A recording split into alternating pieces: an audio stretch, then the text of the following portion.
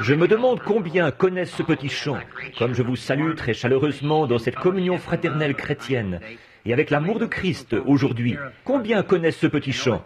Il prend soin de toi. Vous le connaissez? Très bien. Voyons si on y arrive. Vous le connaissez, sœur? Vous connaissez? Bon. He careth for you. He careth for you. Through sunshine or shadow. He careth for you. Oh, c'est très bien. Maintenant, faisons un autre essai.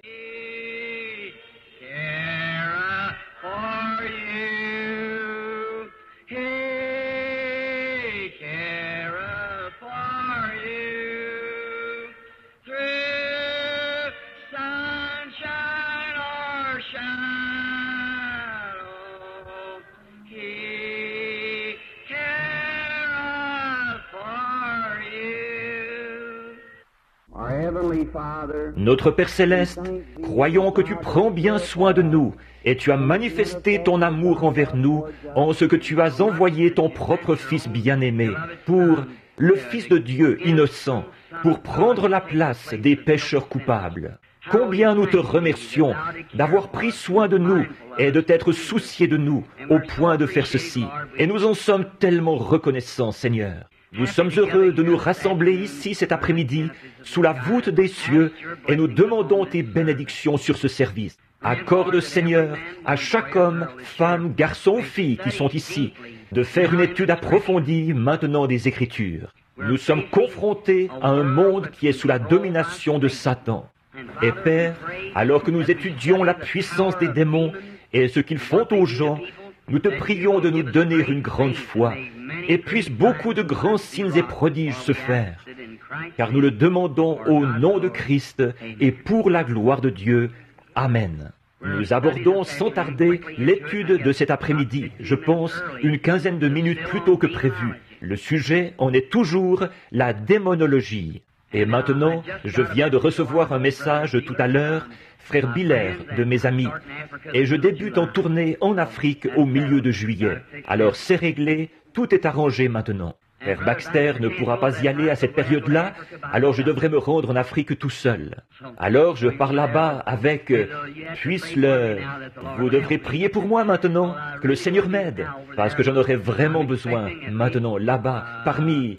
Je m'attends à ce qu'il y ait au moins 200 000 personnes à cette réunion. Et il y a une vision que j'ai notée ici. Je veux que vous ici, vous en bénéficiez. Elle s'est produite en décembre. J'étais dans la chambre un matin, et là, l'ange du Seigneur est entré. Vous voyez, quand j'étais là-bas, j'ai désobéi à Dieu, et j'ai attrapé des amibes. Tout le monde sait ce que c'est que les amibes. Un parasite qui, on en meurt presque. Et c'est parce que j'avais fait quelque chose que Dieu m'avait dit de ne pas faire. Combien ont entendu raconter ça? Je pense qu'il y en a certains d'entre vous ici. Je sais que ceux du tabernacle ont entendu raconter ce qui s'était passé. Dieu m'avait dit d'aller à un endroit, de me tenir loin de tel endroit, d'aller à un autre endroit, et j'ai laissé les prédicateurs me convaincre de faire le contraire. Bon, les prédicateurs, ce sont des gens formidables, et ce sont mes frères, mais écoutez ce que Dieu vous dit. C'est exact, voyez, vous avez une seule mission. Combien s'en souviennent? À un moment donné, il y avait 2 prophètes dans la Bible. Et l'un d'eux, le Seigneur lui avait dit, va à tel endroit, et ne reviens pas à ton retour, prends un autre chemin, et ainsi de suite. Et il avait dit, ne mange pas et ne bois pas pendant que tu seras là-bas. Et un autre vrai prophète est allé le voir, et il a dit, le Seigneur m'est apparu après qu'il t'ait apparu. Et il a dit, viens avec moi à la maison.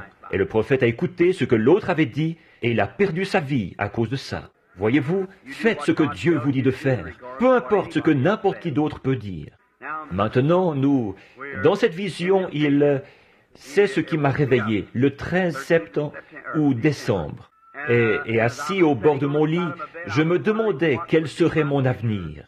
Quand je suis rentré de là-bas, ils allaient m'envoyer au lazaret. Les parasites étaient sur le point de m'emporter. Ils m'ont fait subir un examen quand j'ai posé le pied dans le pays.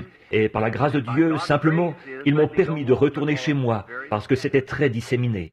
J'avais prié, Et j'étais allé voir ces ministres, je disais, le Seigneur m'a dit de ne pas prendre cette direction-là. Ils ont dit, oh, Dieu peut parler à quelqu'un d'autre qu'à toi. J'ai dit, Corée avait cette idée-là à un moment donné. Alors, mais je suis allé chercher des feuilles, je les ai déposées sur leurs pieds et j'ai dit, souvenez-vous, au nom du Seigneur, si nous faisons ce voyage là-bas, ce sera un échec. Et nous allons tous le payer cher. Et pour sûr que nous l'avons payé cher, oh là là, nous avons tous failli mourir. Alors là, au retour, on est aux prises avec tant de choses là-bas dans les pays étrangers. Par exemple, il y a une petite puce. Si elle vous mord, vous attrapez la fièvre de la tique. Et cette petite chose-là, quand ça vous mord, même si vous avez des démangeaisons, vous ne pouvez pas vous gratter. Vous regardez, si c'est une petite bestiole noire, ne l'arrachez pas. Elle a une petite tête avec laquelle elle se creuse un chemin dans la peau. Elle brille comme ceci, elle se fixe là. Si vous l'arrachiez, en l'arrachant, la tête qui est à l'intérieur resterait là. Il y a un virus dedans qui vous paralyserait. Alors, ne vous grattez pas ou ne l'arrachez pas. Vous n'avez qu'à prendre du suif. Elle respire par le dos. Laissez tomber du suif dessus, elle va se détacher. Ensuite, il y a un petit moustique. Il ne fait pas de bruit du tout. Il arrive en fendant l'air. Il n'a qu'à vous toucher, c'est tout, et vous avez la malaria. Et puis, il y a ce qu'ils appellent le serpent mamba. S'il vous pique, vous ne vivez qu'à peu près 2 minutes après qu'il vous a piqué. Et il y a le cobra jaune. Vous vivez une quinzaine de minutes après sa morsure à lui. Et l'un d'eux était assez près de mon fils, qu'il aurait pu poser sa main sur sa tête. Il était déjà levé, prêt à piquer, avant que nous tirions dessus comme ça. Et il y a le cobra noir. Oh, il y a vraiment de tout. Et puis, il y a les dangers de la brousse, les animaux évidemment, les lions, le tigre ou les léopards, et tous les autres avec lesquels on est aux prises dans la jungle. Et puis, les maladies. Il y a vraiment toutes sortes de maladies là-bas. Et vous devez affronter tout ça quand vous y allez. Et en plus, il y a le sorcier guérisseur qui est là pour vous défier. De tous les côtés, voyez-vous, et toutes leurs superstitions et tout. Mais combien que c'est merveilleux de voir notre Seigneur écarter tout ça d'un geste, d'un côté à l'autre comme ça. Ensuite, on continue. Ce jour-là, je me suis tenu là. Je m'en souviens vraiment bien de ce qui s'est passé. Je vous en parlerai un de ces jours à une autre réunion, parce que cet après-midi, je voudrais aborder mon sujet de la démonologie. Mais là, j'étais en réflexion là-dessus, assis là, à me demander comment est-ce que ça va finir. Et en traversant la mer, au retour, je sais que nous avons eu environ 100 000 conversions pendant que nous étions là-bas. Et le vieux frère Bosworth est venu à moi. Il a dit, j'ai dit, eh bien, frère Bosworth, il a dit, je suis vraiment fier de toi, frère Branham. Il a dit, pour toi la vie ne fait que commencer. Et il a dit, je disais, eh bien, ça doit être fini, je suppose. Je disais, j'ai 40 ans passés. Je suppose que j'ai combattu le bon combat et que j'ai achevé la course. Il a dit, 40 ans passés? Il a dit, je ne me suis pas converti avant cet âge-là. Il a dit, je suis encore bien actif. Il avait tout près de 80 ans. Et simplement, je me suis dit, eh bien, peut-être que c'est assez juste ça. Donc il disait, non, tu es simplement un Branham tout neuf maintenant. Tu sais mieux comment prendre tes réunions en main et tout. Il disait, simplement, si tu t'attaques à l'Amérique comme il le faudrait, avec une réunion organisée comme il faut, où tu pourrais rester au même endroit pendant 6 ou 8 semaines, et que ce soit bien organisé et annoncé un peu partout, il disait, tu accomplirais quelque chose, mais pour notre Seigneur. Alors, on a continué comme ça, à parler simplement. Alors, ça a été très, très agréable. Alors, quelque temps après, j'ai eu une vision que j'étais en Amérique. Elle m'est venue, elle m'a renvoyé en Afrique. Elle me montrait cette même réunion, installée là, devant Durban. Et la première réunion est disparue peu à peu. Elle est passée à l'histoire, partie en direction de l'Ouest. La deuxième réunion est apparue, et à ce moment-là, elle était encore plus grande que la première. Et j'ai entendu un cri, et un ange venait du ciel. Il tenait une lampe puissante. Et l'ange du Seigneur qui se tient près de nous ici, il se tient toujours à ma droite, de ce côté-ci. Et il se tenait là, et il se déplaçait en formant un cercle. Et j'ai vu cet homme au-dessous de lui. Il n'est pas... Or, quand vous le voyez, lui, ce n'est pas une vision. C'est tout aussi réel que de me regarder, moi. Eh bien, vous pouvez l'entendre marcher et vous parler.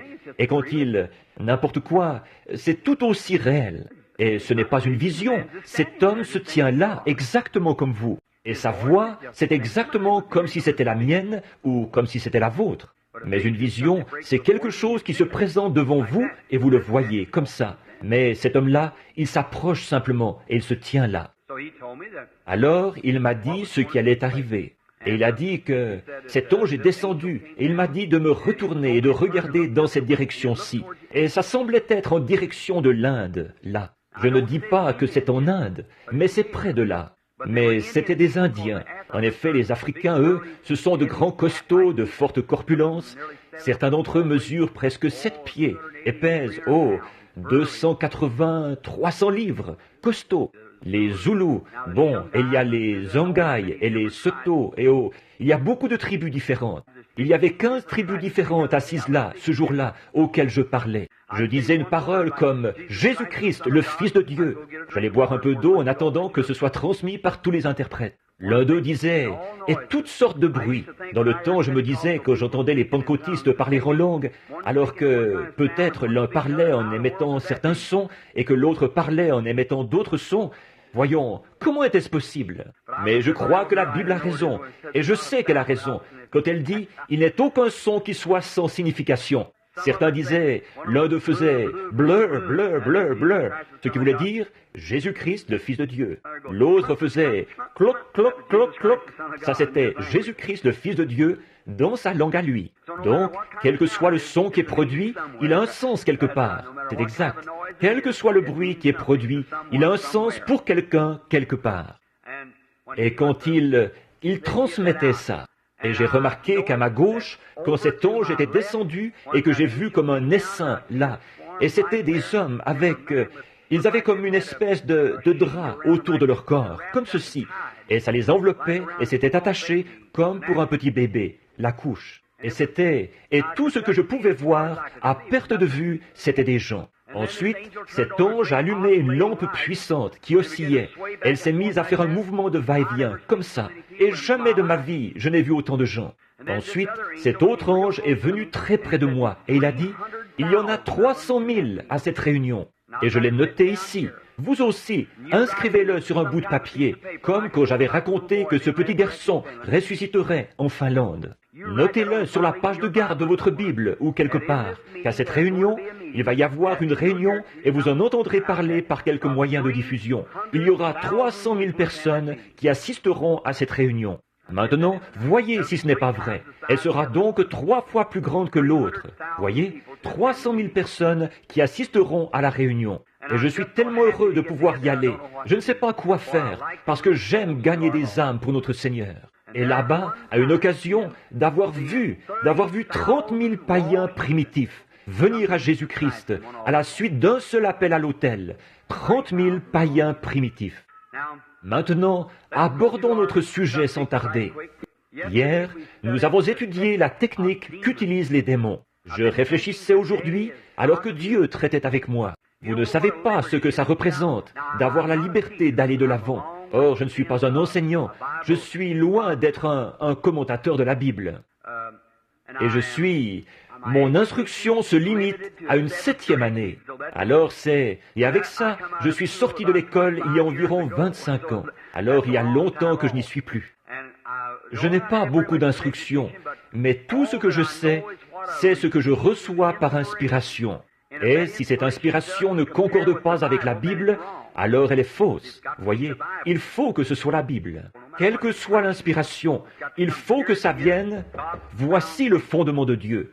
Aucun autre fondement n'a été posé que ceci. Et ce qui correspond à ceci, si ce que je disais était contraire à ceci, alors que mes paroles soient un mensonge, parce que la vérité, c'est ceci. Voyez?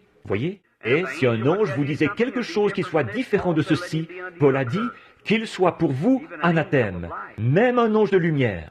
Or, il y a beaucoup de grandes choses. J'ai choisi 2 jours parce que, pour pouvoir apporter ce sujet aux gens, c'est-à-dire hier et aujourd'hui, les réunions en après-midi. Maintenant, la raison pour laquelle j'ai fait ceci, c'est pour faire un petit essai, moi-même, pour voir si Dieu allait m'aider. J'ai quelque chose à cœur, et c'est ceci, qu'après ce grand message, et après que Dieu lui-même a confirmé que ce que j'ai dit est bien la vérité, de sa parole, par sa parole d'abord, et ensuite par les signes et les prodiges. Maintenant, je pense que, muni de la vérité de l'Évangile pour l'Église, j'ai une obligation envers Dieu d'apporter ceci à l'Église. C'est exact. Elles sont tellement divisées en tant d'organisations différentes et de branches sectaires de chacune que c'est mal ça. Nous sommes tous enfants de Dieu quand nous sommes nés de nouveau. Ça, voyez-vous? Et la vérité, c'est que Dieu veut que nous le sachions, que nous sommes ses enfants. Maintenant, souvenez-vous, le temple de Salomon, il a été taillé partout dans le monde. Et une pierre est arrivée incurvée comme ceci, et une pierre incurvée comme cela, et une taillée comme ceci, et une taillée comme cela. Mais à l'assemblage, il n'y a pas eu le moindre grincement de scie, pas le moindre coup de marteau. Chaque chose s'est ajustée parfaitement à sa place. Dieu est celui qui a donné les directives pour ça. Dieu a une église qui s'appelle les assemblées, et une l'église de Dieu, et une la ceci, et l'autre la cela. Mais quand elles s'assembleront toutes, elles formeront un seul grand groupe d'amour fraternel. Et Dieu rassemblera cette église et l'emportera là-haut dans le ciel. Tout tableau célèbre, avant de pouvoir un jour être exposé dans une galerie d'art, il doit être exposé, passer d'abord par la galerie des critiques. L'homme qui a peint à Gusto, ou, excusez-moi, son nom m'échappe, enfin, celui qui a peint la Sainte Seine, cela lui a demandé toute une vie. Il a peint ce tableau. Il s'est passé environ 20 ans, ou 10 ans je crois, entre le moment où il a peint Christ et celui où il a peint Judas. Et vous êtes-vous rendu compte, dans ce tableau célèbre, c'est le même homme qui a posé pour représenter Christ, qui, 10 ans plus tard, a posé pour représenter Judas. C'est exact, effectivement. 10 ans de péché. Il avait été un grand chanteur d'opéra. Ensuite, il a représenté Christ. Il a fini par représenter Judas. Ça ne vous prendra pas forcément 10 ans. Ça prendra 10 minutes pour produire le même effet sur vous. Ça changera votre caractère par le péché. Mais toujours est-il que ce tableau est passé par tous les critiques. Et c'est ce que je pense de l'Église de Dieu, ce groupe qu'on appelle. Eh bien, je ne dis pas ceci pour faire une remarque désobligeante. J'ai navigué sur toutes les mers, et j'en suis à mon 3e voyage autour du monde. Et les gens disent « Exalté, exalté !» Et j'ai cherché partout dans le monde, et je n'ai encore jamais trouvé un exalté. C'est un nom que le diable a collé aux gens, c'est tout. Un exalté, ça n'existe pas. J'ai les statistiques de toutes les 668 églises différentes qui existent et organisées dans le monde. Et il n'y en a pas une seule qui s'appelle les exaltés. Et ça provient du gouvernement. Je ne connais pas une seule église exaltée. Alors ça, c'est seulement un nom que le diable a donné. Mais maintenant, malgré tout ceci, toutes ces choses, Dieu a peint un tableau. Et, à un moment donné, ces petites églises qu'il y avait là-bas autrefois, certains d'entre vous, je regarde ces hommes aux cheveux gris. Mon garçon, hier, j'étais dans mon bureau, j'étudiais, et un ministre est entré en passant. Il a dit, « J'aimerais serrer la main à ton papa. » Évidemment, mon garçon a été à l'école de frère Baxter et des autres.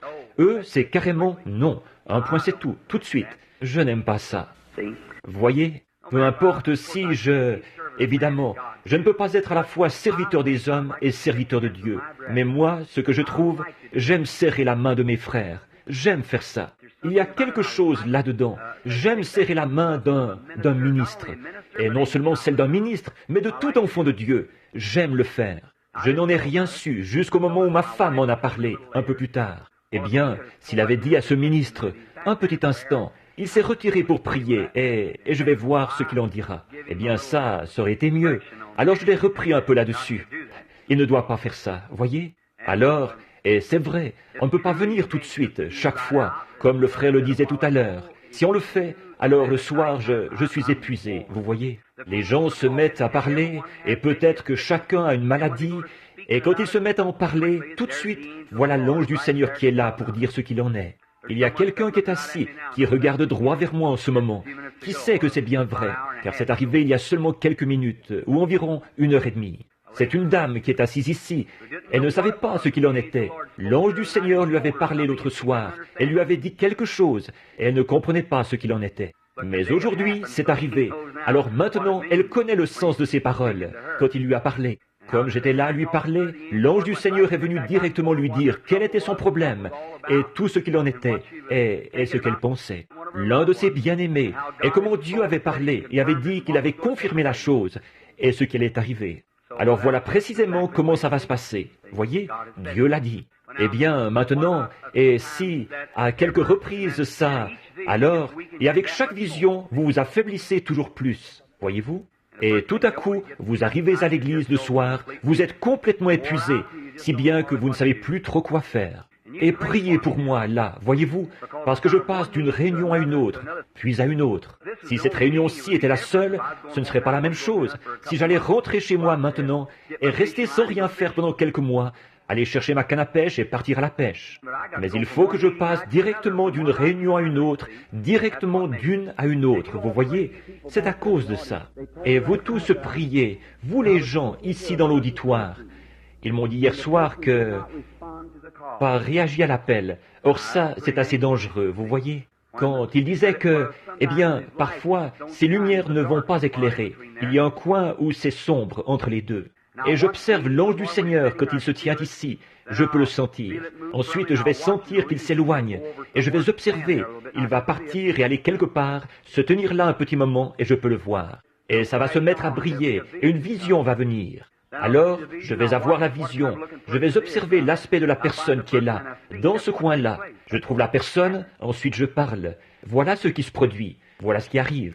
On n'est pas obligé de le dire à tout le monde, mais voilà ce qui se produit. Vous voyez, tout ça, c'est dans le domaine spirituel. Alors, si cette personne ne réagit pas, ce serait comme de lire la Bible ici et de dire « ça ne vaut rien » et de s'en détourner. Vous voyez? Alors, ce serait assez moche, ça. Alors, soyez sur le qui-vive, soyez à l'écoute, soyez vigilants. Quand il parle, répondez. Voyez-vous, soyez simplement prêts à répondre à tout moment. Et alors, ma femme et frère Biller et beaucoup de personnes ce matin m'ont parlé, disant qu'un homme avait été appelé au sujet de son frère, quelque part. Il y avait quelque chose qui n'allait pas chez lui, et tout. Et cet homme n'a pas réagi à l'appel. Alors, là, il n'y a rien à faire. C'est entre Dieu et cet homme.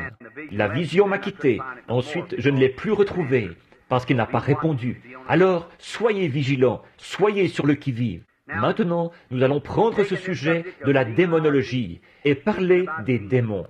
Or, les gens, quand on dit démons, tout de suite ils se mettent à penser, oh, du fanatisme ou quelque chose. Mais les démons sont tout aussi réels que les anges. Ils sont tout aussi réels. Et le diable est tout aussi réel comme démon que Jésus-Christ est le Fils de Dieu. Il est un démon.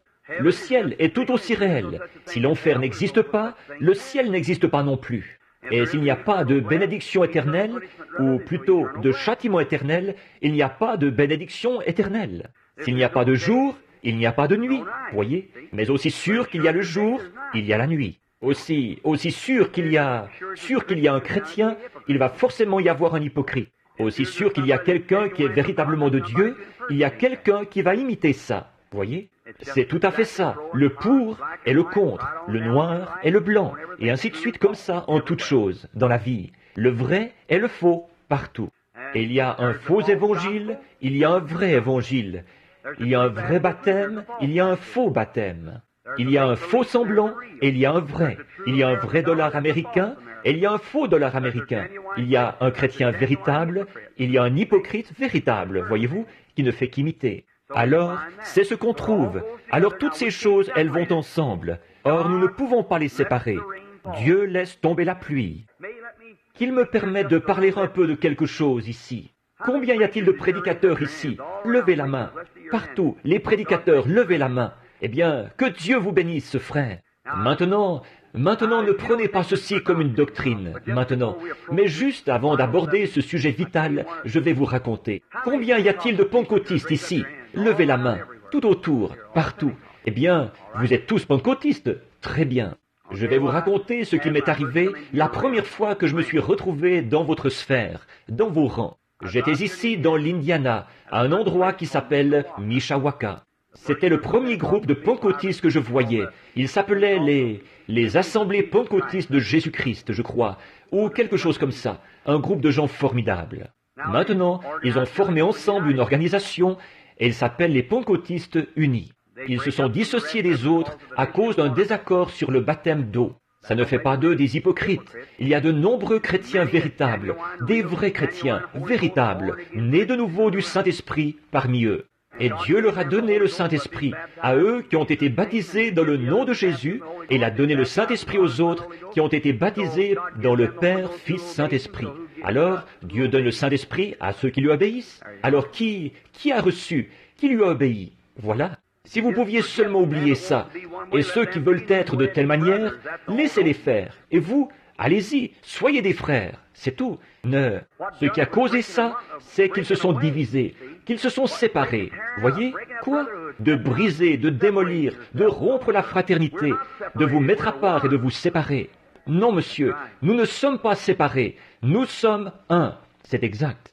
Mais quand j'étais là-bas, j'observais ces gens-là. Or moi qui sortais d'une petite église baptiste du Sud, bien ordinaire, eh bien, je voyais ces gens. Je suis entré là, ils tapaient des mains, ils s'égosillaient. L'un d'entre eux, heureux de dire que je suis l'un d'entre eux. J'ai pensé, oh, pfiou. Tout à coup, quelqu'un est passé en dansant, en y mettant toute son énergie. J'ai pensé, quelle façon de se conduire à l'église. Je n'ai jamais rien entendu de pareil. Je ne les lâchais pas des yeux, partout, je me demandais, eh bien, mais qu'est-ce qui se passe avec ces gens? Or, vous m'avez entendu raconter l'histoire de ma vie, quand je m'étais retrouvé à cette réunion là-bas. Mais voici une chose que je n'ai jamais racontée, que je n'ai encore jamais racontée en public. Alors, maintenant, si vous voulez l'effacer de votre enregistrement, eh bien, c'est libre à vous. Très bien. Alors, là, j'observais, et bon, je me disais, eh bien, ces gens, ce sont les gens les plus heureux que j'ai vus de ma vie. Ils n'avaient pas honte de leur religion. Nous, les baptistes, il nous arrive d'avoir un peu honte de temps à autre, vous savez. Voyez, et quand ils vont prier, vous savez, ils vont se mettre derrière l'éventail, vous savez. Mais ces gens-là, ce n'était pas leur cas, frère. Ils avaient de la religion partout, en dedans, en dehors et partout sur eux. Eh bien, je me souviens ce soir-là, quand je suis monté sur l'estrade, ils avaient dit tous les prédicateurs sur l'estrade. C'était une convention. Ils étaient obligés de la faire ici au nord, à cause du problème de ségrégation raciale, la loi de Jim Crow du Sud. Alors ils s'étaient tous rassemblés là, de partout. Alors, j'étais assis sur l'estrade, et il a dit, eh bien, maintenant, j'ai écouté tous les prédicateurs toute la journée, et ce soir-là, ils ont annoncé un vieux prédicateur. C'est un vieil homme de couleur qui est arrivé, juste une petite couronne de cheveux sur la tête, comme ça. Il portait une longue redingote de prédicateur, vous savez, à col de velours, et il faisait chaud. Le pauvre vieux est arrivé comme ceci. Il a dit, mes chers enfants, il a dit, je voudrais vous raconter, et il s'est mis à témoigner. Je devais être le plus jeune de ceux qui étaient assis sur l'estrade. Et donc, il disait, je vous le dis, il a pris son texte dans Job. Où étais-tu quand je fondais le monde? Dis-moi sur quoi ces bases sont appuyées. Tous ces autres prédicateurs avaient prêché au sujet de Christ, quelque chose comme on avait l'habitude d'entendre. Je les avais écoutés et j'y avais pris plaisir. Mais pas ce vieux-là. Il est retourné en arrière environ 10 000 ans avant le commencement du monde. Il est allé jusque dans les cieux et il est redescendu en traversant le ciel, ce qui se passait là. Eux, ce sur quoi ils avaient prêché tout le long, pendant la journée, lui, il a prêché sur ce qui se passait dans le ciel. Il a ramené Christ sur l'arc-en-ciel horizontal, tout là-bas, quelque part dans l'éternité. Mais il n'avait même pas prêché pendant 5 minutes, ce vieux-là, et quelque chose s'est emparé de lui. Il a sauté en l'air, il a claqué des talons, et il s'est écrié « Youpi !» Il avait à peu près autant de place que j'en ai ici. Il a dit « Je n'ai pas assez de place pour prêcher !» Et il s'en est allé comme ça. Eh bien, je me suis dit, si cette chose-là produit cet effet sur un homme qui a peut-être 80 ans, qu'est-ce qu'elle fera sur moi? Voilà ce que je veux. Voilà ce que je veux. Mais ce qui m'a intrigué, c'est ceci. Maintenant, nous parlons de démons, là. Ce qui m'a intrigué, j'observais 2 hommes. L'un était assis d'un côté et l'autre de l'autre. Et quand l'esprit descendait, ces hommes se levaient. Ils parlaient en langue, ils poussaient des cris. Ils avaient l'écume aux lèvres. Et je me disais, oh là là, si seulement je pouvais avoir ça. Vous voyez, comme c'est merveilleux. Oh, j'aime vraiment ça. Eh bien, je suis allé dans le champ de maïs. Et je vous ai raconté l'histoire de ma vie. Vous l'avez lu dans le livre. J'y ai dormi toute la nuit. Le lendemain matin, j'y suis retourné. Alors je me suis dit que j'allais faire un test. J'ai une façon de faire les choses dont personne n'est au courant. Seulement Dieu et moi. Alors là, je prononce un oracle. Et je vais voir quel esprit est dans un homme. Vous le voyez ici même sur l'estrade. Vous voyez? Et donc, je me suis mis à parler à l'un de ces hommes. Je les avais vus, ils étaient assis l'un près de l'autre. Et ils se prenaient par la main, ils dansaient, ils poussaient des cris. Je me disais, oh là là, moi je trouve que ça a l'air de quelque chose de réel. Et j'ai pris l'une de ses mains. J'ai dit, bonjour monsieur. Il a dit, bonjour. Un homme très bien, du type gentleman. Il a dit, j'ai dit, êtes-vous un ministre? Il a dit, non monsieur, je ne suis qu'un laïc. Alors j'ai engagé une petite conversation avec lui pour capter son esprit. Voyez, il ne le savait pas, personne ne le savait. Je n'en ai jamais parlé. Il s'est passé des années avant que j'en parle. Alors Mais quand j'ai vu ce qu'il en était, ça sonnait juste, parfaitement. C'était un chrétien. Cet homme était un saint de Dieu, absolument. J'ai pensé, frère, c'est très bien. Mais ce qui est bizarre, quand j'ai trouvé l'autre homme, c'était le contraire. Il vivait même avec une femme qui n'était pas sa femme. C'est exact. Et j'ai vu ça s'approcher de lui, une vision. Je me suis dit, oh là là, ce n'est pas possible. Et cet homme, je me suis dit, bon, alors, cet esprit qui est parmi ces gens, il est mauvais. Un point, c'est tout. Alors, ce soir-là, je suis allé à la réunion, et les bénédictions descendaient. Je priais Dieu, et le Saint-Esprit, l'ange du Seigneur attestait qu'il s'agissait bien du Saint-Esprit. Et le même esprit qui descendait sur cet homme-ci, descendait sur cet homme-là. Et quand le Saint-Esprit descendait, ils se levaient tous les deux, et tous les deux, ils poussaient les cris. Ils hurlaient et louaient le Seigneur. Ils parlaient en langue, ils dansaient. Je disais, je ne saisis vraiment pas, Seigneur. Là, je ne vois pas ça dans la Bible, que ça pourrait être juste. Là, j'ai dit, peut-être que c'est moi qui suis séduit. Voyez, j'ai dit, maintenant voici, je suis strictement fondamentaliste pour ce qui est de la Bible. Il faut que ce soit ceci. Voyez, j'ai dit, Seigneur, tu sais comment je suis. Il faut que je le vois dans ta parole. Et je ne comprends pas. Voilà que le Saint-Esprit descend sur cet homme-ci, que le Saint-Esprit descend sur cet homme-là, et l'un d'eux est un saint, et l'autre est un hypocrite. Et je le sais, j'aurais pu prendre cet homme à part et le lui prouver, ou le lui signaler sur les lieux, lui dire ce qu'il en était. Comme j'aurais pu le faire à cet homme qui était assis ici hier soir, qui n'était rien d'autre qu'un imposteur, s'il n'y en a jamais eu un, assis là. Et j'aurais dû dénoncer la chose, mais il se serait levé et se serait mis à faire des histoires. Alors j'ai simplement laissé tomber, parce que c'était la réunion. Mais je savais qui c'était. Oui, monsieur. Il y en avait deux, qui étaient assis au fond l'autre soir. Ils font partie d'une certaine église de la ville, ici. Des vrais critiqueurs. Je les ai vus. Mais si on fait ça, c'est là que les ennuis commencent. Je l'ai fait bien des fois. Je les laisse faire, c'est tout. Ça ne fait rien. Dieu est au courant. C'est lui le juge. Que m'interpelle une fois, et là vous verrez quelque chose se produire. Vous voyez, que lui le fasse. Comme le démon, ce n'est pas moi qui ai appelé le démon à sortir. Il est simplement venu à moi et il m'a défié. C'est là que Dieu est entré en action. Voyez-vous, c'est exact. Et vous avez vu ce qui s'est passé. Très bien. Mais j'ai simplement laissé tomber. À la réunion, ça n'a pas été facile à cause de ça. Parce que cet esprit était là, qui cherchait continuellement à m'attaquer. Voyez-vous? Et alors, j'ai simplement continué. Mais bon, ces hommes, je ne comprenais pas ça. Et c'est 2 ans plus tard, ou 3, alors que j'étais à Greensmill, Indiana, ici, à la réserve scout, je m'étais retiré dans une vieille caverne, là où je vais pour prier. Et là, je disais, Seigneur, je ne comprends pas ce qui est arrivé à ce groupe de gens. Les gens les plus gentils que j'ai jamais rencontrés de toute ma vie. Et je ne comprends pas comment il pourrait s'agir là d'un mauvais esprit. Alors, tu connais l'intégrité de mon cœur, tu sais combien je t'aime, et comme je t'ai servi. Et ce même esprit qui est ici avec moi était sur ces gens, et il était sur ce gars-là, même chose. Alors, je ne comprenais pas. Et le Seigneur est descendu dans sa miséricorde, et il m'a montré, voici ce qu'il en était. Il faut que ce soit scripturaire, première chose. Il a dit, prends ta Bible. Et j'ai pris ma Bible. J'ai dû tenir cette Bible pendant 10 minutes, sans que qu'aucune autre parole ne vienne. J'ai simplement attendu quelques instants. Je l'ai entendu dire de nouveau, prends Hébreux 6 et commence à lire. C'est ce que j'ai fait. Et arrivé au passage où il est dit, la pluie tombe souvent sur la terre pour l'abreuver et la préparer, l'apprêter pour ce qui... Mais les épines et les chardons, qui sont prêts d'être rejetés, ont fini par y mettre le feu. Et c'est là que j'ai saisi. Je me suis dit, voilà ce que c'est, grâce soit rendue à Dieu, voilà ce que c'est. Voyez, maintenant Jésus a dit, un semeur est sorti semer des semences, n'est-ce pas? Bon, tous, vous êtes chrétiens ici, tout le monde a levé la main, en tout cas, des pentecôtistes, des chrétiens nés de nouveau. Très bien. Il a dit, un semeur est sorti semer des semences. Et pendant qu'il dormait, son repos, la mort dans l'intervalle, voyez, et pendant qu'il dormait, un ennemi est venu semer de l'ivraie dans ce champ. De l'ivraie, qu'est-ce que c'est? Des mauvaises herbes, des ronces et tout. Bon. Et quand le laboureur, le prédicateur, a vu pousser cette ivraie, il a dit, je vais aller l'arracher. Il a dit, non, tu arracherais aussi le blé, laisse-les croître tous deux ensemble. Il y a un champ de blé ici. Il contient des plantes rampantes, des orties, de l'herbe aux sorciers et tout le reste. Pas vrai? Par contre, là, il contient du blé. Maintenant, la pluie tombe souvent sur la terre pour l'abreuver.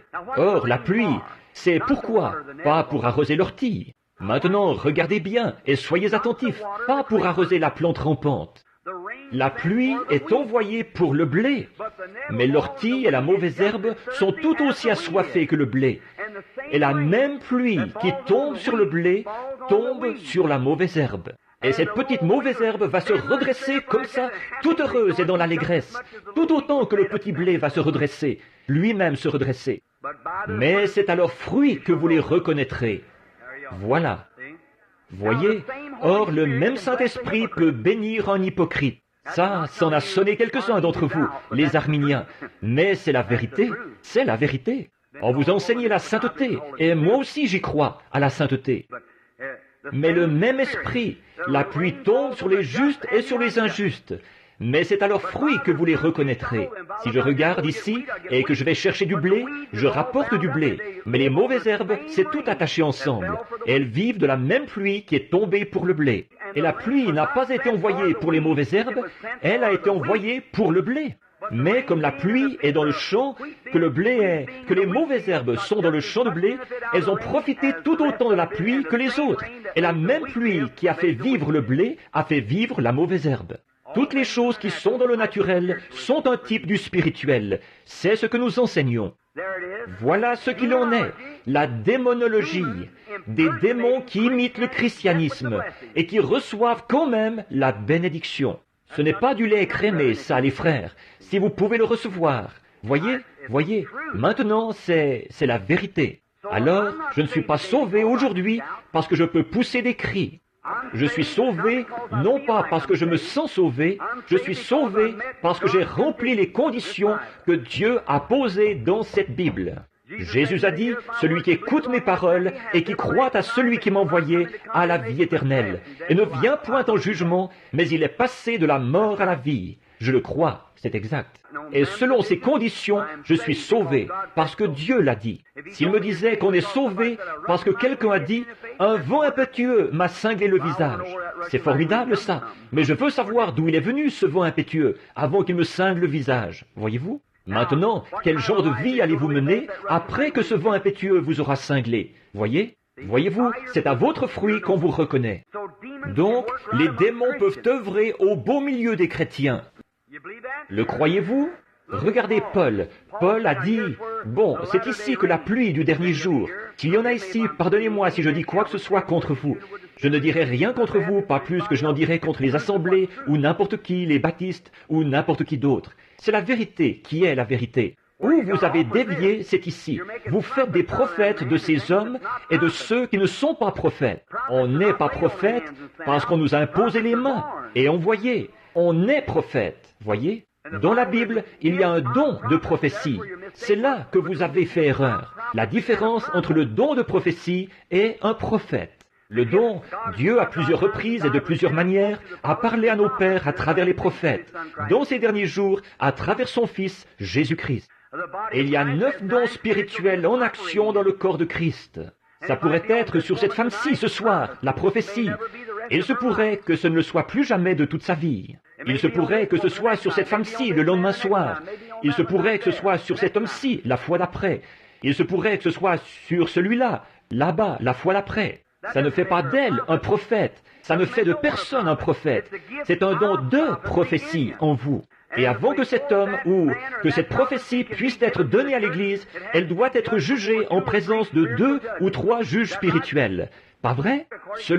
Or Paul a dit, vous pouvez tous prophétiser successivement. Si celui-ci a une révélation, que celui-là se taise. Eh bien, dans ce cas, ils seraient tous prophètes, selon l'enseignement d'aujourd'hui. Non, Église pentecôtiste, on a tout mélangé. Et c'est pour cette raison que Dieu ne peut pas entrer, tant que nous n'aurons pas redressé et aligné la chose sur la Bible. C'est exact. Il faut trouver le bon sentier. Comment peut-on bâtir une maison sans regarder le plan? Voyez, il faut prendre un bon départ. Maintenant, là, un prophète, on n'a jamais vu personne se tenir devant Ésaïe, devant Moïse. Il y en a un qui s'est tenu devant lui un jour, Corée, et a cherché à contester avec lui. Et Dieu a dit, séparez-vous, je vais ouvrir la terre. On est prophète. Les dons et les appels, sans repentance. C'est la prédestination de Dieu dès le plus jeune âge. Tout était parfait, constamment, exactement ce qu'il disait. C'était la vérité, confirmée et mise en évidence. C'est la parole de Dieu qui vient au prophète. Mais un don de prophétie, c'est dans l'Église. Bon, vous dites, eh bien, les prophètes, c'est l'Ancien Testament. Oh non, il y a eu des prophètes dans le Nouveau Testament. Agabus était un prophète du Nouveau Testament. Regardez l'esprit de prophétie qui est descendu là-bas et qui a dit à Paul ce qu'il en était. Et puis, Agabus est arrivé de Jérusalem. Il est allé trouver Paul et il a attaché sa ceinture autour de lui. Il s'est retourné et il a dit, « Ainsi dit le Seigneur, l'homme qui portait ceci sera lié de chaînes quand il arrivera à Jérusalem. » Agabus qui s'est levé et qui a dit, « Prédit ce qui allait arriver. » Il était un prophète et non un homme avec le don de prophétie. Et le don de guérison et tous ces dons, mon ami pentecôtiste, vous avez tout mélangé. Les dons sont dans l'Église. Toute personne dans l'Église y a accès. Toute personne qui a été baptisée dans le corps. D'un seul esprit, nous y sommes tous baptisés. Et la Bible dit, eh bien, j'ai le don de guérison. Eh bien, la Bible dit, confessez votre faute l'un à l'autre et priez l'un pour l'autre. Que toutes les personnes prient les unes pour les autres. Nous ne sommes pas un groupe divisé, nous sommes un groupe collectif, réuni, voyez? Bon, et c'est comme ça que parfois les démons vont s'y prendre pour agir. Maintenant, observez ce que Paul a dit. Si quelqu'un parle en langue et que quelqu'un d'autre interprète, que ce qu'il a dit soit jugé avant que l'Église puisse le recevoir. Maintenant, ce ne sera pas une citation de l'Écriture ou quelque chose comme ça. Dieu ne se répète pas, mais ce sera un avertissement adressé à l'Église. Alors, si de bons juges disent « Recevons cela », très bien, c'était du Seigneur. Le deuxième dit « Recevons-le », que par la bouche de 2 ou de 3 témoins, toute parole soit établie. Alors l'Église le reçoit et on se prépare en conséquence. Si ce qui a été dit n'arrive pas, alors vous avez un mauvais esprit parmi vous. C'est exact. Et si la chose arrive, alors remerciez Dieu. L'Esprit de Dieu est parmi vous, voyez? Alors c'est là qu'il faut bien surveiller et être prudent. Donc, ne cherchez pas à forcer les choses. Il n'y a rien que je puisse faire pour avoir les yeux bruns si j'en ai des bleus, voyez-vous? Il faut que je me contente de mes yeux bleus. Maintenant, c'est là que les démons agissent dans la sphère des gens spirituels. Maintenant, nous entrons dans quelque chose de profond ici, et j'espère que ce n'est pas trop profond. Maintenant, dans 1 Samuel 28, je veux maintenant lire un passage de l'Écriture ici. Je voudrais que vous écoutiez attentivement. Et je veux traiter de démons, vous montrer comment ils agissent au sein même de l'Église, et que Satan a une contrefaçon de toutes les choses véritables qui existent. Or, vous pouvez voir, selon la Bible, que les démons viennent parmi les chrétiens et ils font des imitations. Et souvent, nous avons affirmé que des gens étaient chrétiens quand ils disaient « Je crois en Jésus-Christ ». Voyons, les démons croient la même chose et ils tremblent. Ce n'est pas du tout signe que vous êtes sauvés. Un de ces soirs, je voudrais aborder l'élection et là vous constaterez le vrai sens du salut. Voyez, vous n'avez rien eu à y voir, ni au début, ni à la fin, ni rien que vous puissiez y faire du tout. Dieu sauve un homme sans condition. Oh, ça a frappé en profondeur, n'est-ce pas? Maintenant, autant sortir ça de votre système pendant qu'on y est. Très bien. Abraham a été le commencement de notre foi, pas vrai? Oh, Abraham a reçu la promesse. Et Dieu a appelé Abraham parce qu'il était un grand homme, je suppose. Non, monsieur. Il est sorti de Babylone, du pays de la Chaldée, de la ville dure, et Dieu l'a appelé et a fait son alliance avec lui, sans condition. Je vais te sauver, et pas seulement toi, Abraham, mais ta postérité, sans condition. Dieu a fait une alliance avec l'homme, et l'homme rompt son alliance chaque fois. L'homme n'a jamais gardé son alliance avec Dieu. La loi n'a jamais été gardée. Il n'arrivait pas à garder la loi. Christ est venu et lui-même a transgressé la loi. En effet, la grâce avait déjà fourni un sauveur. Moïse avait fourni un moyen d'échapper, et ensuite, et ensuite les gens, après, ils voulaient encore avoir quelque chose à y faire. L'homme cherche toujours à faire quelque chose pour se sauver lui-même, alors qu'on ne peut pas, c'est sa nature. Dès qu'il a constaté qu'il était nu, dans le jardin d'Éden, il a fait des ceintures avec des feuilles de figuier, pas vrai? Mais il a constaté qu'elle ne ferait pas l'affaire. Il n'y a rien qu'un homme puisse faire pour se sauver lui-même. Dieu vous sauve, sans condition, tout au long de l'âge. Et alors, quand vous êtes sauvé, vous êtes sauvé. Regardez Abraham, cet homme était là. Il était allé là-bas et Dieu lui avait donné le pays de la Palestine et lui avait dit de ne pas le quitter. Tout juif qui quittait la Palestine était rétrograde. Dieu lui avait dit de rester là. Si Dieu vous dit de faire quoi que ce soit et que vous ne le faites pas, alors vous êtes rétrograde. Pas vrai? Bien, alors il y a eu une sécheresse pour éprouver la foi d'Abraham. Et Abraham, au lieu de rester là, non, il n'a pas pu rester là. Il a pris la fuite. Il a pris Sarah avec lui. Et il a fait environ 300 000. J'aurais aimé avoir le temps de parler de ça. Jusque dans un autre pays. Et quand il est arrivé là-bas, alors il y avait ce grand roi, là-bas, Abimelech. C'était un jeune homme et il voulait avoir une petite amie. Alors il a trouvé la femme d'Abraham, Sarah, et il est tombé amoureux d'elle. Et Abraham a dit, « Maintenant dis-lui que tu es ma sœur et que je suis ton frère. » Alors Abimelech a été content de ça. Alors il a dit, « Très bien, nous allons simplement l'emmener au château. » Et les femmes ont dû la préparer, il allait l'épouser le lendemain. Abimelech était un brave homme, un homme juste. Et cette nuit-là, pendant qu'il dormait, le Seigneur lui est apparu. Et il a dit, « Considère-toi comme un homme mort. » Il a dit, « Cet homme, la femme que tu te proposes d'épouser là-bas, c'est la femme d'un autre homme. » Maintenant, regardez bien, la femme d'un autre homme. Mais il a dit, « Seigneur, tu connais l'intégrité de mon cœur. » Un homme juste, saint. Tu connais l'intégrité de mon cœur. Cet homme m'a dit que c'était sa sœur. Ne m'a-t-elle pas dit elle-même que c'était mon frère? Il a dit, Dieu a dit, je connaissais l'intégrité de ton cœur. Et c'est pour cette raison que je ne t'ai pas laissé pécher contre moi. Mais c'est mon prophète. Alléluia. Qu'est-ce qu'il était? Rétrograde. Et un petit filou qui montait.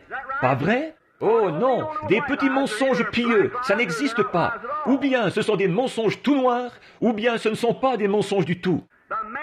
Cet homme qui était là, il a carrément dit un mensonge en disant que c'était sa sœur, alors que c'était sa femme. Il tournait autour du pot et il était rétrograde. Et ici, il y avait un homme juste qui s'est tenu devant Dieu et qui a dit, « Seigneur, tu connais mon cœur. Mais je n'écouterai pas ta prière, Abimelech, mais ramène-la lui, et qu'il prie pour toi. Il est mon prophète, lui, je l'écouterai. »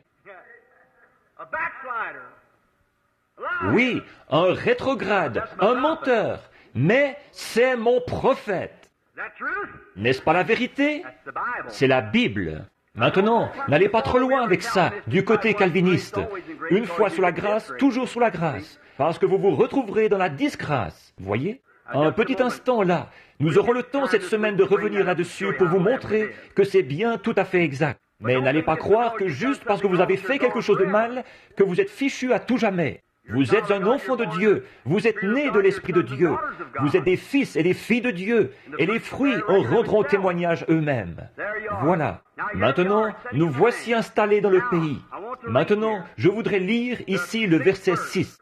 « Et Saül interrogea l'Éternel, et l'Éternel ne lui répondit pas, ni par songe, ni par l'Urim, ni par un prophète. Et Saül dit à ses serviteurs, « Cherchez-moi une femme qui évoque les esprits, et j'irai vers elle, et je la consulterai. » Je pourrais vraiment taper sur quelque chose ici, pendant seulement. « Cherchez-moi une femme qui évoque les esprits. » Et son serviteur lui dit, « Voici, il y a à Endor une femme qui évoque les esprits. » Et Saül se déguisa et revêtit des vêtements, d'autres vêtements. Et il s'en alla, lui et 2 hommes avec lui. Et ils vinrent de nuit chez la femme. Et ils dirent, « Viens pour moi, je te prie, par un esprit, et fais-moi monter celui que je te dirai. » Et la femme lui dit, « Voici, tu sais que Saül a fait. Tu sais, il a retranché du pays tous les évocateurs d'esprit et diseurs de bonne aventure. C'est pourquoi, dresses-tu un piège à mon âme pour me faire mourir? » Et Saül répondit, lui jura par l'Éternel, disant, « L'Éternel est vivant, s'il t'arrive aucun mal. » Et la femme dit, « Qui te ferai-je monter? » Et il dit, fais-moi monter Samuel. Et la femme vit Samuel, et elle poussa un grand cri. Et la femme parla à Saül, disant, pourquoi m'as-tu trompé? Et tu es Saül. Et le roi lui dit, ne crains point, mais que vois-tu? Et la femme dit, à Saül, je vois des dieux qui montent de la terre. Et il lui dit, quelle était sa forme? Et elle dit, c'est un vieillard qui monte, et il est enveloppé d'un manteau. Et Sam, évidemment, c'est ce manteau de prophète, voyez. Connut que c'était Samuel, et il se tint, et le visage contre terre, et se prosterna. Et Samuel dit à Saül, pourquoi as-tu troublé mon repos, et m'as-tu fait monter? Et Saül répondit et dit, je suis dans une grande détresse, parce que les Philistins me font la guerre, et Dieu s'est retiré de moi, et ne me répond pas, ni par prophète, ni par songe. Et je t'ai appelé pour me faire savoir ce que je dois faire. Et Samuel dit, pourquoi m'interroges-tu quand l'Éternel s'est retiré de toi et qu'il est devenu ton ennemi? Et l'Éternel a fait pour lui-même comme il me l'a dit. Et l'Éternel a déchiré son royaume d'entre tes mains et l'a même donné à David. Maintenant, beaucoup d'entre vous, vous connaissez bien ceci. Maintenant, nous voulons nous y mettre sans tarder et que Dieu nous aide maintenant, pendant quelques instants, à nous pencher là-dessus. Maintenant, observez, il y avait un homme, Saül, qui était considéré à un moment donné comme un prophète, car il prophétisait avec les prophètes. Pas vrai, les enseignants? Maintenant, ici, l'homme était rétrograde. Pas vrai? Mais rappelez-vous où Samuel a dit qu'il serait, avec lui le lendemain, parti prématurément, voyez-vous? Très bien. Si vous ne voulez pas écouter Dieu, Dieu vous ôtera de la terre. Regardez dans l'Épître aux Corinthiens, là, comment Paul a mis ces gens en ordre. Il a dit, d'abord je rends grâce à Dieu à votre sujet, de ce qu'il n'y ait pas de telles choses parmi vous, et tout, et de ce qu'il ne vous manque aucun don spirituel. Il leur disait ce qu'ils étaient, côté position en Christ. Ensuite, il est passé à l'attaque, les a corrigés. Il leur a parlé de leurs femmes prédicateurs et de ce qu'ils faisaient et qu'ils mangeaient à la table du Seigneur. Il y avait même un homme qui vivait avec sa belle-mère. Et il a dit, quant à cet homme en Christ, livrez-le au diable pour la destruction de la chair, afin que l'âme soit sauvée. Voyez-vous, c'est ça, livrez-le. La Bible dit, c'est pour cela qu'il y a parmi vous beaucoup d'infirmes et de malades, et qu'un grand nombre dorment, partis prématurément à cause du péché. Dieu vous a retiré du chemin, un bon signe que vous étiez un chrétien, si vous avez été retiré. Alors maintenant, remarquez ici, Saül était considéré comme l'un des prophètes, ou comme faisant partie des prophètes, parce qu'il prophétisait. Et là, il était rétrograde, parce qu'il avait désobéi à Dieu et son royaume lui avait été arraché d'entre les mains et avait été placé entre les mains de David, que Dieu avait oint par Samuel avec la cruche d'huile. Remarquez, à l'époque, il y avait 3 moyens par lesquels il pouvait découvrir des choses de la part de Dieu. Le premier était le prophète, le deuxième était un songe, et le troisième était l'Urim Thummim. Et aucun d'eux ne voulait répondre. Vous savez ce qu'est un prophète, vous savez ce qu'est un songe spirituel, et vous savez ce qu'était l'Urim Thummim. Vous savez, l'autre jour, j'ai demandé à un homme quelque chose au sujet de l'Urim, et cet homme n'a pas pu me dire ce que c'était, l'Urim Thummim. Évidemment, c'était Dieu qui répondait par ces choses, voyez, et le diable produit une contrefaçon de chacun, le devin, le faux prophète et le christallomancien. Voyez, or l'Urim Thummim était accroché à la poitrine d'Aaron, ici. L'Urim Thummim la couvrait, des pierres, et on l'accrochait dans le temple. Et quand ils n'étaient pas certains, ils allaient devant Dieu pour la réponse. Et une lumière brillait sur cette Urim Thummim, là, pour faire savoir si c'était la volonté de Dieu ou pas. Or, quand l'Urim Thummim ne répondait pas, or ça, c'était la réponse directe de Dieu. Maintenant, l'Urim Thummim d'aujourd'hui, le diseur de Bonaventure a pris une boule de cristal pour imiter cela. Une fausseté. Dieu est dans une trinité, les pouvoirs de Dieu sont dans une trinité, et le diable est dans une trinité, et ses pouvoirs sont dans une trinité. Et je peux le prouver par la Bible. Et cet Urim Thummim, c'est tout simplement la boule de cristal que le diable utilise aujourd'hui. Et le faux prophète d'ici, d'aujourd'hui, celui que nous avons maintenant, c'était ou la magicienne ou le diseur de Bonaventure là-bas, c'est ce qui a remplacé le prophète du côté du diable. Vous voyez ce que je veux dire? Et puis, l'Urim-Tumim, aujourd'hui, c'est cette Bible. Si quelqu'un a donné une prophétie ou un songe, et que ça ne concorde pas ou ne se reflète pas dans la Bible de Dieu, c'est faux. Ne le croyez pas. Dernièrement, un homme est venu me voir. Il vient de l'Inde, où je dois aller prochainement, un brave petit prédicateur. Il disait, « Frère Branham, je suis venu ici. » Il disait, « Une femme avait le Saint-Esprit et... » Il disait, « C'était une femme tellement charmante, tellement gentille. » Il disait, et elle s'était mariée 4 fois, elle vivait avec son 4e mari. Et j'ai dit, eh bien, comment est-ce possible, Seigneur? Et il disait, je suis allé le consulter, et j'ai dit, oh, gloire à Dieu. J'ai dit, Alléluia, loué soit l'Éternel. Tout simplement ce genre de gars-là, vous savez. J'ai dit, Alléluia, loué soit l'Éternel. Il a dit, le Seigneur m'a dit, voici, je vais te donner un songe. Et il a dit, j'ai rêvé que ma femme, je l'ai vue qui vivait en adultère. Et elle est revenue vers moi, et elle a dit, « Oh, veux-tu me pardonner, Victor? Veux-tu me pardonner?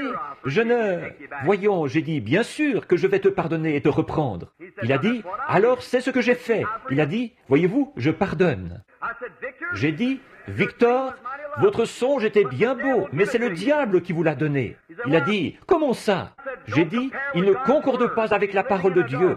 Elle vit dans l'adultère, absolument. Elle ne peut pas vivre avec 4 hommes. » Exact. Si elle quitte celui-là et retourne à son premier et se retrouve dans une situation pire qu'au départ, elle doit vivre seule jusqu'à la fin de sa vie. J'ai dit, vous savez que ça ne concorde pas avec la parole de Dieu. Alors votre songe était faux. J'ai dit, il ne concorde pas du tout avec ceci. Et quand un prophète avait donné une prophétie, qu'il l'avait prononcée, et qu'on voulait voir si cette prophétie était vraie, il la présentait devant l'Urim-Tumim. Et si la voix de Dieu faisait briller les lumières sur l'Urim-Tumim, alors c'était la vérité absolue. Et si un homme donne une interprétation, donne un songe, donne quelque chose par rapport à la Bible, ou quoi que ce soit, et que ça ne concorde pas avec la Bible de Dieu, c'est faux. C'est ça l'Urim-Tumim d'aujourd'hui. La parole de Dieu parle, et c'est la voix directe de Dieu, comme l'Urim-Tumim l'était avant que la Bible ait été écrite. Amen. Alléluia. Je me sens pas mal religieux en ce moment. Ne me prenez pas pour un fanatique, si c'est ce que vous faites. Je sais où j'en suis. Je ne suis pas agité. C'est exact. Voici la vérité, la parole de Dieu. Peu m'importe le genre de songe que vous avez eu, ou le genre de prophétie que vous avez donné. Si ce n'est pas la parole de Dieu, c'est faux. Si ça ne concorde pas avec cette parole. C'est ça le problème aujourd'hui. L'un a un songe, l'autre a une vision, l'autre a une langue, l'autre a une révélation. C'est pour ça que c'est tout mélangé, et tout. Si bien qu'on se retrouve avec des dénominations et de la division partout. Vous devriez ramener cela à un fondement final. Et c'est la parole de Dieu. C'est vrai.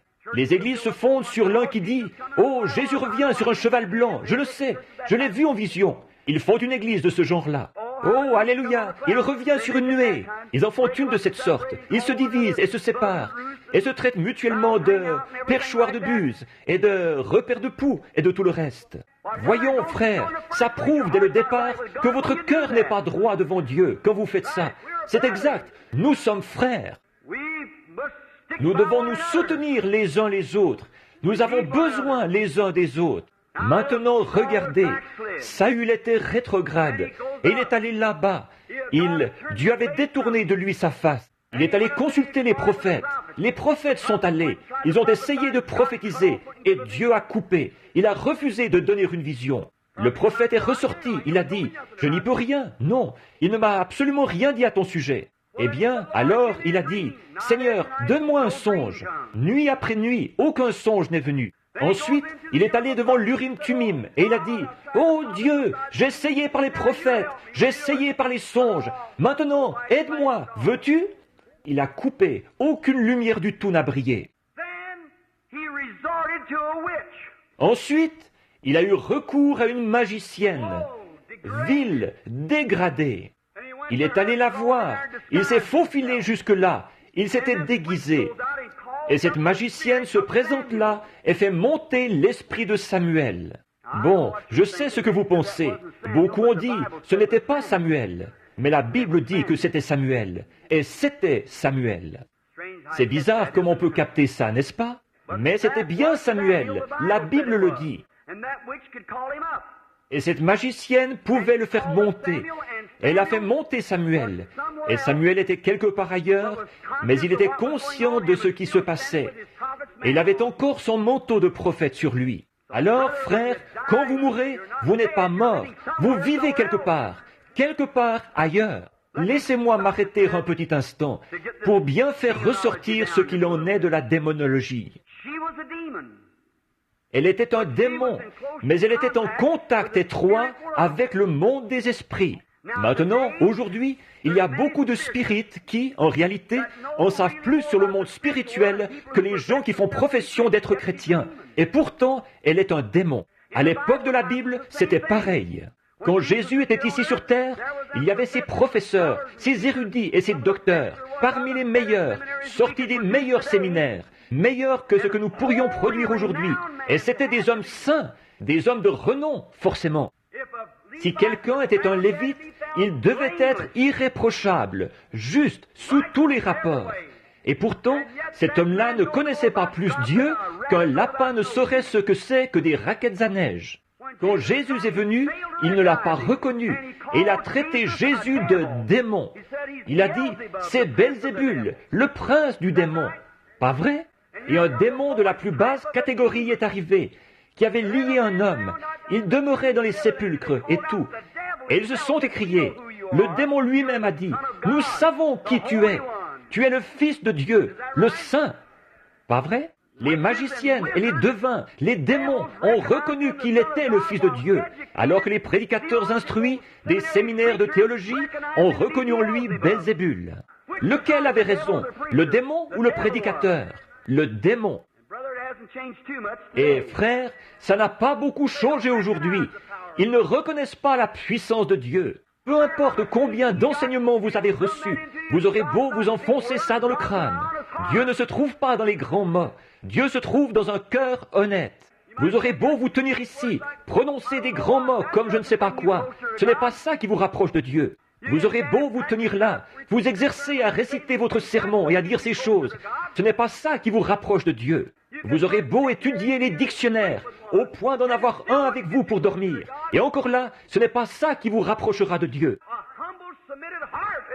Un cœur humble, soumis dans la simplicité, voilà ce qui vous amène à Dieu. Et c'est vrai. Amen. Un cœur humble, voilà ce que Dieu aime. Or, peu importe que vous ne sachiez pas votre alphabet, ça n'y change rien, ça. Seulement un cœur humble. Dieu habite dans un cœur humble, pas dans l'instruction, pas dans les écoles, pas dans la théologie, les séminaires, pas dans tous ces autres lieux, pas dans les grands mots, ni dans ces lieux de la haute société. Dieu habite dans le cœur humain. Et plus vous pourrez vous abaisser, devenir simple, plus grand vous deviendrez aux yeux de Dieu. Je vais vous apporter quelque chose. Je vois que vos champs sont pleins de blé ici. Un épi de blé bien rempli se courbe toujours. Un petit brin se dresse. Il s'agite dans tous les sens, comme s'il savait tout. Il n'a rien dans la tête. C'est pareil pour beaucoup de ces gars qui pensent qu'ils en ont beaucoup dans la tête, alors qu'ils n'ont rien dans le cœur. Ou une tête sainte va se courber devant la puissance, reconnaître que Jésus-Christ est le Fils de Dieu, et croire à ses œuvres. Et il est le même hier.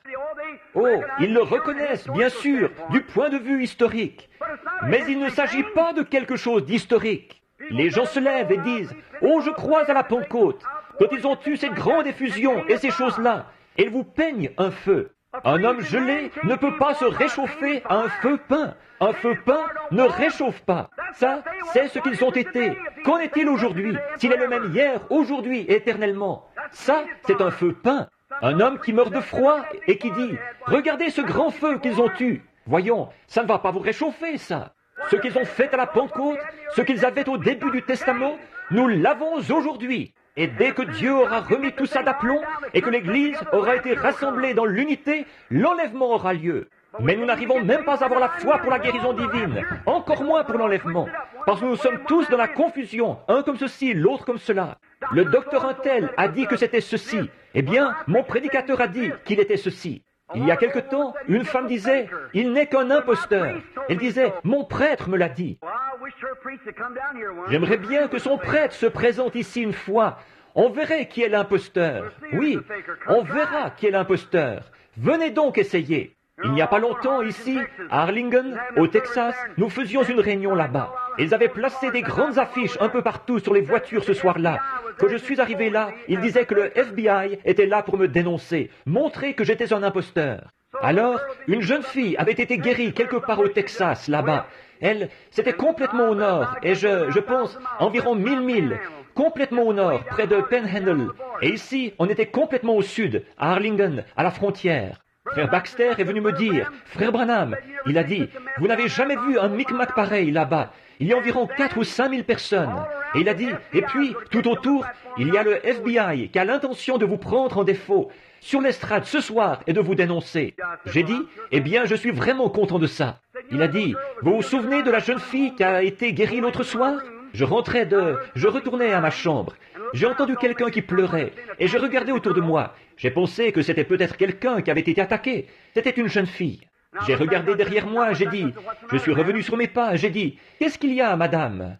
Et c'était 2 jeunes filles qui avaient toutes les deux environ 17, 18 ans. Elles étaient là, dans les bras l'une de l'autre, elles pleuraient. Elle a dit, frère Branham, c'est là que j'ai vu qu'elle me connaissait. Elle a dit, je lui ai fait faire tout le voyage jusqu'ici. Elle a dit, elle doit aller à l'hôpital psychiatrique. La jeune fille avait été à ma réunion là-bas, à Lubbock, au Texas. Et elle a dit, je savais que si j'arrivais à l'emmener jusqu'ici et que vous priez pour elle, je crois que Dieu la guérirait. Eh bien, j'ai pensé, quelle foi! Et j'ai dit, bon, eh bien, sœur, est-ce que vous pouvez... Et au même moment, j'ai dit, vous êtes venue jusqu'ici dans un roadster jaune, n'est-ce pas? Elle a dit, oui. Et j'ai dit, votre mère est invalide. Elle a dit, c'est exact. J'ai dit, vous êtes membre de l'église méthodiste. Elle a dit, c'est exactement la vérité. Et j'ai dit, quand vous étiez en route pour venir, votre voiture a presque capoté. Vous et cette jeune fille, vous riez au moment où vous êtes passé quelque part où c'était moitié en béton et moitié en asphalte. Et vous preniez un virage. Elle a dit, frère Branham, c'est la vérité. J'ai dit, et ainsi dit le Seigneur, la jeune fille est guérie. Le lendemain, elle était en feu. Elle le disait à tout le monde en ville. Elle en parlait partout. Évidemment, là-bas, ils ne la connaissaient pas. Ils ne savaient pas si elle avait déjà été dans cet état-là ou pas.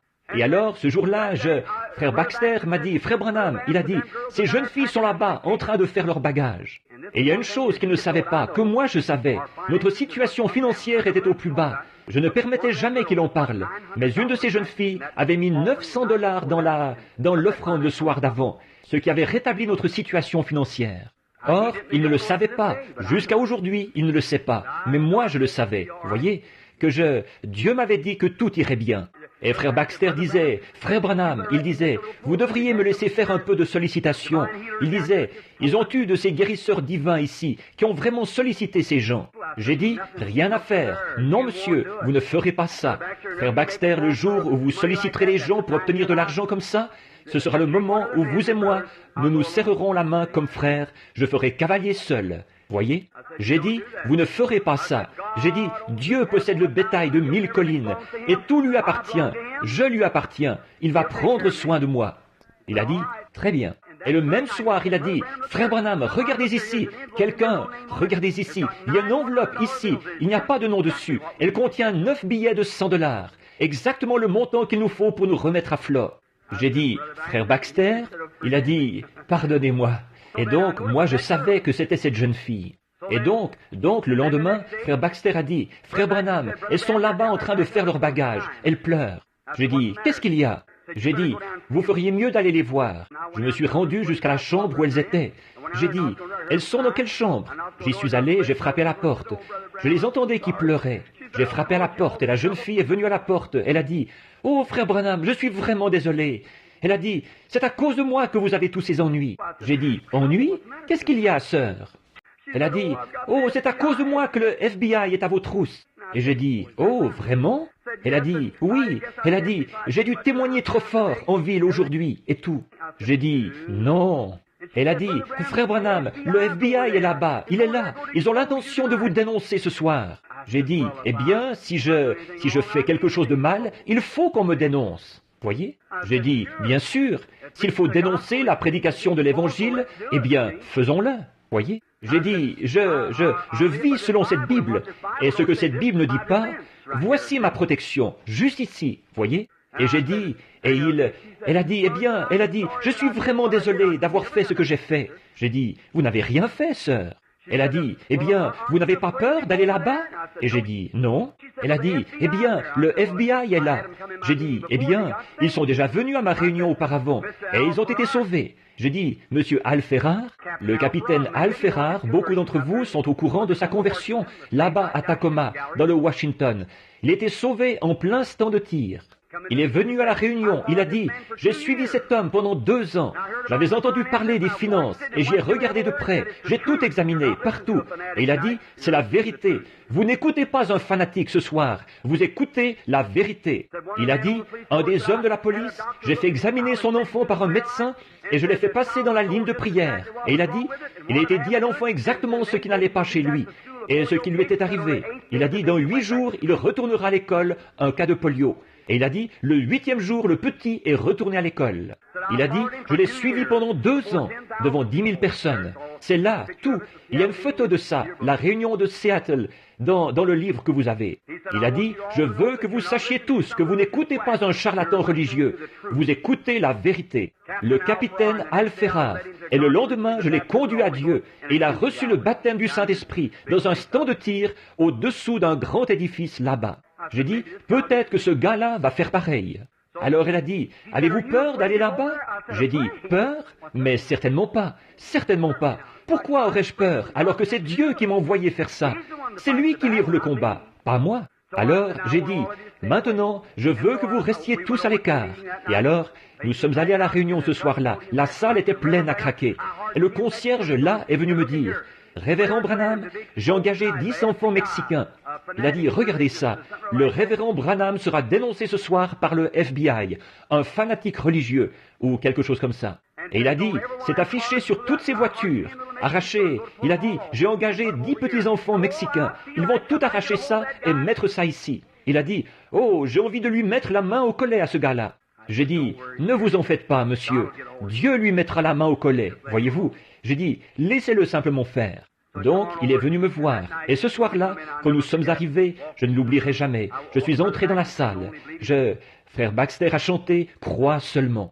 Il a dit « Maintenant, Frère Branham a dit que ce soir, nous devions quitter le bâtiment. » Il a dit « Je vais aller au fond, là-bas, m'asseoir. » Il a dit « On se prépare à le dénoncer ce soir, ici sur l'estrade. » Il a dit « Je l'ai vu au milieu de bien des rudes combats, et j'ai vu Dieu venir prendre sa place. » Il a dit « Je vais tout simplement aller là-bas m'asseoir. » Je me suis avancé, j'ai dit « Je viens de lire un petit article ici qui disait qu'on allait me dénoncer ce soir sur l'estrade, ici. » J'ai dit « J'aimerais que les agents du FBI s'avancent maintenant et montent me dénoncer ici sur l'estrade. » J'ai dit « Je suis ici pour défendre l'Évangile. J'aimerais que vous veniez me dénoncer. » J'ai attendu, j'ai dit, peut-être qu'ils ne sont pas encore arrivés. Je savais où j'en étais. Il m'avait déjà montré là-bas dans ma chambre ce qui allait arriver, avant que je parte, vous voyez. Et j'ai dit, peut-être que je vais attendre un peu. Est-ce qu'on pourrait chanter un cantique? Et quelqu'un est monté et a chanté un solo. J'ai dit, monsieur l'agent du FBI, êtes-vous à l'intérieur ou à l'extérieur? J'attends qu'on me dénonce. Voulez-vous vous avancer? Personne n'est venu. Je cherchais à savoir où c'était. Le Seigneur m'avait dit ce qu'il en était. C'étaient 2 prédicateurs rétrogrades. Et j'observais. J'ai vu une ombre noire suspendue dans le coin. J'ai su où c'était. J'ai regardé dans cette direction et elle est montée et est allée au balcon, comme ceci. Un homme avec un complet bleu et un avec un complet gris. J'ai dit, mes amis, il n'y a pas de FBI. Qu'est-ce que le FBI a à voir dans la prédication de la Bible? J'ai dit, certainement pas. Ce n'étaient pas 2 agents du FBI venus pour me dénoncer. Mais voici ce qu'il y a à dénoncer. Ils sont assis là-haut, ces 2 prédicateurs là-bas, et se sont accroupis. J'ai dit, ne vous accroupissez pas comme ça. Et 2 grands Texans voulaient monter là-haut et leur mettre la main au collet. J'ai dit, non frère, la chair et le sang n'ont rien à voir dans cette affaire. Restez bien tranquille. Dieu va s'occuper de la chose. J'ai dit, maintenant frère, regardez. Pendant que vous êtes là-haut, regardez par ici. J'ai dit, si vous avez dit que j'étais Simon le magicien, que je pratiquais la sorcellerie, que j'ensorcelais les gens. J'ai dit, si je suis Simon le magicien, alors vous êtes l'homme de Dieu. Maintenant, descendez et venez ici sur l'estrade. Et si je suis Simon le magicien, que Dieu me foudroie. Et si je suis le prophète de Dieu, venez ici et que Dieu vous foudroie. Maintenant, nous allons voir lequel est le vrai et lequel est le faux. Maintenant, venez donc ici. Nous allons chanter un cantique. Ils sont sortis du bâtiment et on ne les a jamais revus. Voyez, j'ai dit, venez donc. Si je suis Simon le magicien, que Dieu me foudroie. Et si je suis le prophète de Dieu, alors Dieu vous foudroiera. Quand vous viendrez sur cette estrade. Si je suis dans le vrai, devant Dieu, Dieu vous fera mourir sur cette estrade. Ils s'en sont bien gardés, c'est exact. Ils s'en sont bien gardés. Ils avaient entendu parler de ce qui s'était passé à d'autres endroits. C'est exact. Alors n'allez jamais penser que Dieu n'est plus Dieu. Il répond. Donc, cette magicienne d'Endor, elle a fait monter l'esprit de Samuel. Et Saül a parlé à Samuel. Bon, vous allez peut-être vous demander comment cela a pu se faire. Cela ne peut pas se faire aujourd'hui. Non, monsieur. En effet, le sang des taureaux et des boucs, c'était seulement en attendant le moment de l'accomplissement. À cette époque-là, quand un homme mourait, et les prédicateurs, appuyez-moi si vous pensez que c'est exact. Quand un homme mourait, il mourait sous l'expiation d'un animal, et son âme allait au paradis. Et c'est là qu'il restait jusqu'au jour de la rédemption. Et son âme se trouvait là. Je vais vous brosser un petit tableau ici. Combien ont lu mon article, ou l'article qu'ils ont écrit à mon sujet dans le Reader's Digest, là, peut-être le numéro d'octobre ou de novembre. Très bien. Avez-vous remarqué comment ça s'est passé? Avez-vous remarqué, environ 2 ou 3 semaines avant, il y a eu ce grand médium réputé, celle qu'on met à l'épreuve depuis très très longtemps, Madame Pepper. Est-ce que quelqu'un a lu ça? L'article sur Madame Pepper dans le Reader's Digest? C'est bizarre, n'est-ce pas? Comme ces deux esprits. Il me reste combien de temps? Rien qu'un peu. Il est 20. Il va vraiment falloir que je me dépêche. Je sais que vous avez... Regardez, excusez-moi une minute. Vous savez, il y a le faux. Il y a un vrai et un faux dans tout. Si je vous donne $1 et que je dis, est-ce que ce dollar est bon? Vous le regarderiez. Il faudrait qu'il ressemble pas mal à un vrai dollar. Sinon, vous ne le croiriez pas, pas vrai? Alors il faudra vraiment que ce soit une bonne imitation. Et si Jésus a dit que les deux esprits dans les derniers jours seraient tellement proches que cela séduirait même les élus si c'était possible, les gens religieux. Maintenant, souvenez-vous, or, il n'y a rien là-bas, dans ces vieilles églises froides, formalistes. Au dehors, tout ce qu'ils ont, c'est l'apparence de la piété. Vous voyez? Mais ces deux esprits, les vrais esprits, allaient être tellement proches que cela séduirait même les élus, comme ils œuvreraient côte à côte dans les derniers jours. Est-ce que Jésus l'a dit? Il l'a dit. Maintenant, regardez bien, mes amis. Je vais vous brosser un petit tableau. Je voudrais que vous regardiez ici un petit instant. Et accordez-moi toute votre attention, parce que je vais vous apporter une parabole. Et à ce moment-là, vous verrez ce qu'il en est. Maintenant, dans le Reader's Digest, il était écrit là. J'étais là-bas, avec 2700 personnes qui attendaient qu'on prie pour elles. Là-bas. Lisez l'article. Et un homme est venu du Canada. Il avait un petit garçon qui était allé chez les Mayo et chez John Hopkins, à cause d'une maladie cérébrale grave. Ses petites mains étaient recroquevillées comme ceci, et ses jambes recroquevillées sous lui. Et ils avaient dit, il n'y a même pas d'opération, ni rien qu'on puisse faire. Alors, il l'a ramené au Canada. Il a dit, je ne m'avoue pas encore vaincu. Procurez-vous le numéro de novembre du Reader's Digest, et ça s'appelle le miracle de Donnie Morton. Et alors, il était dit que, dans cet article, que cet homme a dit « Je ne m'avoue pas encore vaincu, parce que je connais quelqu'un qui guérit par la foi du nom de William Branham, grâce à qui 2 de mes amis qui étaient sourds et muets parlent et entendent. » Ils ont téléphoné pour essayer de voir où j'étais, si j'étais encore quelque part en Amérique. Et j'étais à Costa Mesa, en Californie. Et cet article-là, quand vous le lirez, préparez-vous à pleurer. Ça va vraiment vous briser le cœur. Comment il a traversé des rafales de neige et tout le reste avec ce petit. Il disait, attention, Denis. Il disait, allons, nous ne sommes pas vaincus. Et le petit garçon, c'était tout juste s'il arrivait à sourire, tellement il était affligé. Il disait, nous ne sommes pas vaincus. Nous allons demander à Dieu. Nous allons nous adresser au prophète de Dieu et lui demander. Et donc, ils ont affronté la neige. Et ils sont finalement arrivés là-bas. Et la mère devait venir avec eux. Mais comme ils n'avaient pas assez d'argent pour se rendre en avion, ils ont renvoyé la mère. Et le garçon et son papa ont été obligés de venir en autocar. Et là, ils ont fait tout le trajet de Winnipeg, au Canada, jusqu'à Costa Mesa, en Californie. Et ils sont arrivés là-bas, fauchés, et le père raconte comment il devait changer les couches du petit, un petit garçon d'environ 7 ou 8 ans, complètement impotent. et comment il n'arrivait pas à manger ni rien. Et il disait que son petit garçon pouvait seulement l'entendre parler. Et il pouvait voir par son regard qu'il essayait de sourire, vous savez. Et il savait qu'il lui décrivait différentes choses qu'il voyait en Amérique. Et quand ils sont arrivés là-bas, en Californie, ils ont raconté au service d'aide aux voyageurs ce qu'il était venu voir. Il a dit, venu voir un divin quoi? Avec un gros point d'interrogation.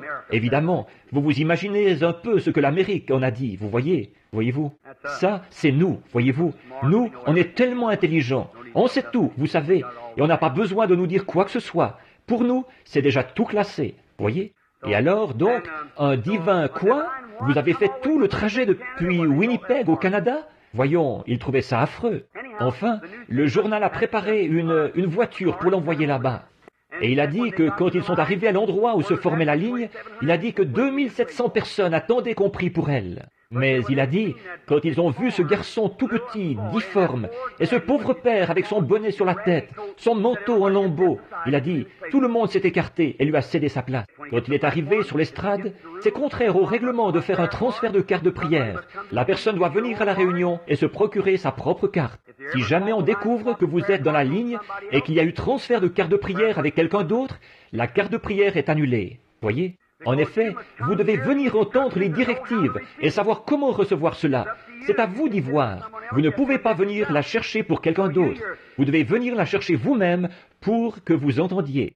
Quelques personnages importants qui diraient « Si, eh bien, je ne crois pas beaucoup à ça, mais peut-être que s'il me guérissait, je... » Vous voyez? Et alors, avec ça, on a des histoires sur l'estrade. Alors, ils éliminent tout simplement la chose avant d'en arriver là.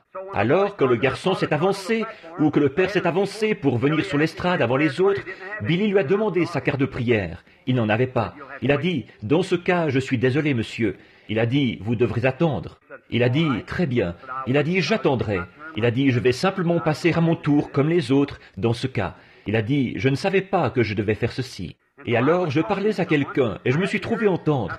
J'ai vu le père qui repartait et j'ai dit « Qu'est-ce qu'il y avait ?»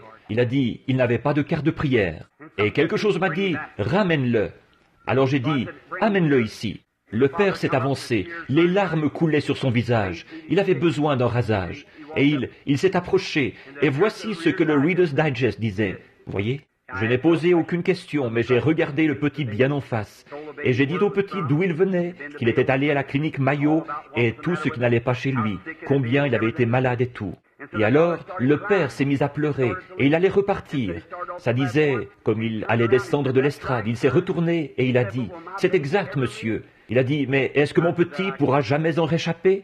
J'ai dit, « Ça, je ne sais pas. » J'ai dit, « Un petit instant. » Une vision est apparue devant mes yeux. J'ai dit, « Vous ne voudrez pas le croire, vu que tous les deux, Mayo et Hopkins, ils ont dit que cette opération ne pouvait pas être pratiquée au cerveau. Mais je vais vous dire quoi faire. Vous, demain, repartez tout simplement avec le petit. D'ici 3 jours, vous rencontrerez dans la rue une femme aux cheveux noirs. Et cette femme va vous demander ce qui ne va pas chez le petit. Ensuite, elle va vous parler d'un petit médecin de campagne, ici, qui peut pratiquer cette opération. Et vous ne voudrez pas le croire, vu que Mayo l'avait refusé et avait dit que ce n'était pas faisable. Mais c'est la seule possibilité qu'il y a pour votre petit, par la puissance de Dieu, la miséricorde de Dieu et cette opération. Maintenant, si vous croyez que je suis son prophète, allez, faites ce que je vous dis, comme d'appliquer les figues sur Ézéchias et ainsi de suite. Il a dit, il s'est retourné et il a dit, merci. Il est descendu de l'estrade. 2 jours ou plus avaient passé. Un jour qu'il était dans la rue, une dame s'est approchée. Elle a dit, « Qu'est-ce qui ne va pas chez votre petit ?» Il a dit, « Il a une maladie cérébrale. » Et il parlait comme ça tout bonnement. Et, eh bien, il se disait que c'était très grave, vous savez. Alors il a dit qu'au bout de quelques minutes, il s'est passé quelque chose. Elle a dit, « Monsieur, je connais quelqu'un qui peut faire cette opération. » Il a dit, « Madame, écoutez, les frères Mayo ont abandonné son cas. Ils ont dit que ce n'était pas faisable. » Il a dit, « Un homme ici a prié pour lui. Il s'appelle frère Branham. » Il a dit, « Il a fait une prière pour le petit. » Il a dit, « 1 minute. Elle a les cheveux noirs, elle porte un 2 pièces gris. » Il a dit, « C'est elle. » Il a dit, « Où est ce médecin ?» Et il lui a dit, il l'a emmené là-bas et le médecin a pratiqué l'opération, le petit s'est rétabli. Or, cela a été publié dans le Reader's Digest, vous voyez, et les frères Mayo m'ont fait venir pour un entretien à ce sujet. Ils ont dit, « Révérend Branham, qu'est-ce que vous avez fait à ce petit ?» J'ai dit, « Rien, je ne l'ai même pas touché. J'ai seulement dit ce que Dieu m'a dit de lui dire. » L'homme a obéi. Or, le plus drôle, c'est que 2 semaines plus tard, ou 2 semaines auparavant, ou 3, dans le Reader's Digest, peut-être un mois avant, l'article sur Madame Pepper a été publié. Or, elle, c'est une magicienne véritable, ou un médium. Or, il y en a une vraie, et il y a quelqu'un qui en fait une imitation. Cette femme, c'est depuis 1897 qu'elle est là. Elle a plus de 100 ans maintenant, à New York. Les deux, sourdes comme un porc. Le Reader's Digest, procurez-vous, je pense que celui-là a été publié environ 2 mois, ou 1 mois avant le mien. Vous pourrez le trouver, au début de l'automne. Monsieur Baxter l'avait ici l'autre jour. Si j'y avais pensé, je lui aurais demandé, ou si j'avais su que j'allais dire ceci, je l'aurais apporté aussi. Je peux vous le trouver. Et c'était un article d'environ 12 ou 14 pages. Elle n'était qu'une simple ménagère, et un jour, elle est entrée en transe pendant qu'elle était souffrante. Elle s'est mise à parler aux morts. Et cette femme, ils l'ont fait venir tout autour du monde, partout. Ils l'ont emmenée en Angleterre. Ils lui ont même fait changer de vêtements, et bien des fois, pour voir si quelque chose leur aurait échappé, ou quoi. Et ils sont allés là-bas, et ils ont déguisé quelqu'un en lui mettant un masque sur le visage, un grec. Et il faisait semblant d'être anglais. Et elle lui a dit tout ce qu'il en était. Et il voulait faire revenir un de ses compagnons qui était mort. Maintenant, la seule chose qu'elle...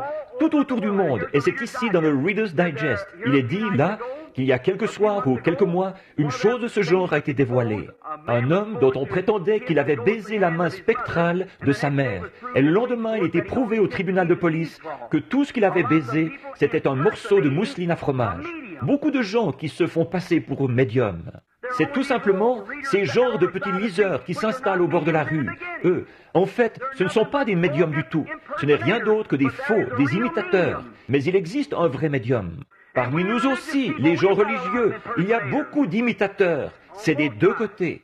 Maintenant, restez bien tranquilles pendant quelques instants. Maintenant, remarquez, cette Madame Pepper, c'est un vrai médium. Et le magazine disait, voici une chose qu'on peut affirmer avec certitude, c'est que lorsqu'un homme meurt, il n'est pas mort, il est vivant quelque part, puisque cette femme fait revenir son esprit et elle parle à ces gens. Alors, qu'est-ce qu'elle fait, frère Branham? Y croyez-vous? Oui, monsieur. La Bible dit, c'est pour cette raison que j'y crois. Et elle est du diable. Le spiritisme, c'est une ruse du diable. Maintenant, remarquez, maintenant, observez-les, tous les deux. Après ça, vous auriez dû voir le tas de lettres qui me sont arrivées de partout, quand mon article a suivi le sien. C'est bizarre, n'est-ce pas, que juste avant la fin du temps, Dieu ait parlé de ces choses. Et le Reader's Digest est publié dans toutes les langues sous le ciel. Voyez? Remarquez, c'est bizarre, n'est-ce pas, qu'ils aient paru l'un après l'autre. Alors les lettres sont arrivées, ça disait, « Frère Branham, c'est la preuve que vous n'êtes qu'un médium. » Il disait, « C'est la preuve. Regardez, vous avez dit à cette femme où elle allait retrouver. Regardez celle-ci, cette femme. » J'ai dit, « Attendez un instant. » J'ai rédigé une lettre officielle, excusez-moi, que j'ai envoyée aux gens. J'ai dit, « Comme vous en connaissez peu, vous les prédicateurs. » J'ai dit, au lieu de baptiser votre corps, c'est votre cerveau qui aurait besoin d'être baptisé. C'est exact. Vous ne vous arrêtez pas pour réfléchir aux choses. Vous n'essayez pas d'y regarder de près. C'est comme ça qu'ils ont fait aux autres époques. Ils voyaient Jésus. Ils savaient qu'ils pouvaient, qu'ils connaissaient les secrets de leur cœur. Ils savaient ce qu'ils faisaient comme ça. Et ils ont dit, c'est le prince des démons. C'est Belzébul, le meilleur diseur de bonne aventure du monde. Ils ne se sont pas arrêtés pour essayer de comprendre, pour voir qu'il s'agissait là du Fils de Dieu. Ils n'étaient pas assez spirituels pour le savoir. C'est ça, ils passent par-dessus la chose quand ils lisent. Certainement, Jésus devait entrer dans Jérusalem, monter sur un mulet et tout. Mais eux, ils regardaient la seconde venue. Et c'est la même chose aujourd'hui. Ils passent par-dessus la vraie chose. Alléluia! C'est exact. Je sais que Dieu est ici cet après-midi, et je sais que je prends beaucoup de votre temps, mais vous devez voir ceci, mon ami. Au cas où je ne vous reverrai plus jamais, vous devez savoir ce que sont les démons, vous devez savoir ce qui est la vérité et ce qui est l'erreur. Et c'est tellement proche, vous devez faire la distinction. Maintenant, souvenez-vous, ce ne sera pas là-bas, quelque chose de très loin, de ce côté-ci, comme les pharisiens ou quelque chose de très loin, de ce côté-là. C'est ici tout près, à la porte, c'en est très proche. Observez bien. Or, si je prenons ces deux cas. Si je prenais et que je vous donnais ce dollar, bon, si je vous donnais un faux dollar, nous allons utiliser une parabole pour que vous puissiez le voir. La première chose que vous feriez, si vous étiez un homme intelligent, si vous prenez un dollar et que vous le regardez, la première chose, vous allez le tâter et voir de quoi il est fait. Pas vrai? Vous allez voir de quoi il est fait. Vous allez en considérer la valeur. Un vrai dollar n'est pas fait de papier. Il est fait en partie de papier et en partie de soie. Vous voyez? Et la première chose, vous devrez en considérer la valeur. Ça, c'est le premier indice. Et maintenant, considérons-la, elle, de ce côté-ci, et considérons le Seigneur de ce côté-ci, qui a à voir avec nous. Maintenant, regardez, la première chose que vous devez remarquer, regardez bien votre article. De ces 50 et quelques années de pratique, à dire la bonne aventure et à faire monter les esprits des morts, pas une seule fois, elle n'a mentionné Dieu, Christ, la guérison divine, la délivrance, le jugement, ni rien. Tout ce qu'il y a là, c'est de la rigolade et de la folie. Mais de ce côté-ci, c'est constamment Dieu, le jugement, la venue de Jésus, la guérison divine, la puissance de Dieu, la délivrance. Considérez-en la valeur. Vous ne voyez pas les diseurs de Bonaventure et les magiciennes là-bas, en train de prêcher l'Évangile. Qu'est-ce qui se passe avec les gens?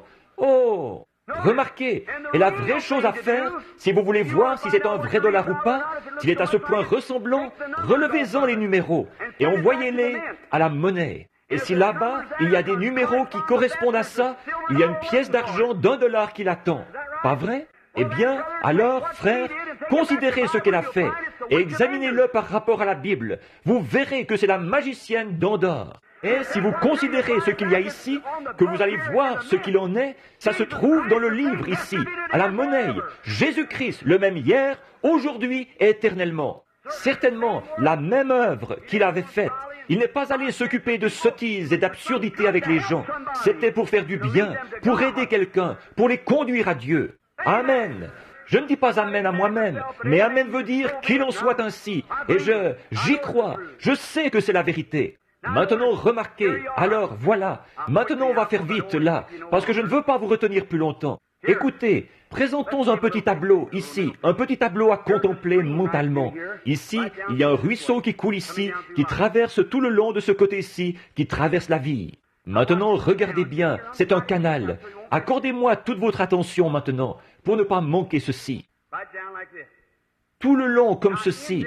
Or, c'est dans ce petit canal, ici, que demeurent les êtres mortels, vous et moi. Maintenant, là-dedans, voyons ce que c'est. C'est rempli de folie et de tout le reste.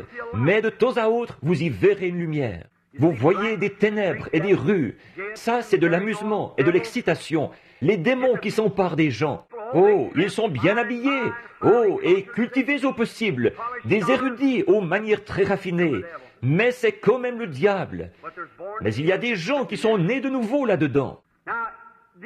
Or, les gens qui sont dans ce canal reçoivent des influences de deux côtés différents. Maintenant, de ce côté-ci, en allant dans cette direction-ci, il y a une trinité. Et de ce côté-ci, en allant dans cette direction-ci, il y a une trinité. Or, premièrement, de ce côté-ci, il y a les âmes des injustes. Quand un homme meurt, il va dans un lieu où il attend d'être jugé. Jésus est allé prêcher aux âmes qui étaient en prison là-bas. Ensuite, ce sont les démons. Ensuite, c'est le diable et l'enfer. En montant, premièrement, or, ceux qui sont là, ce sont des esprits d'hommes, qui sont morts sans s'être jamais repentis. Ils attendent le jugement. Tout ce qu'ils connaissent, c'est la folie et ce qu'ils ont fait. Maintenant, ici, en haut, ces chrétiens reçoivent l'influence d'en haut. Ceci, c'est en parabole. Ici, en haut, il y a un autre esprit, le Saint-Esprit. L'esprit d'un homme, Jésus-Christ.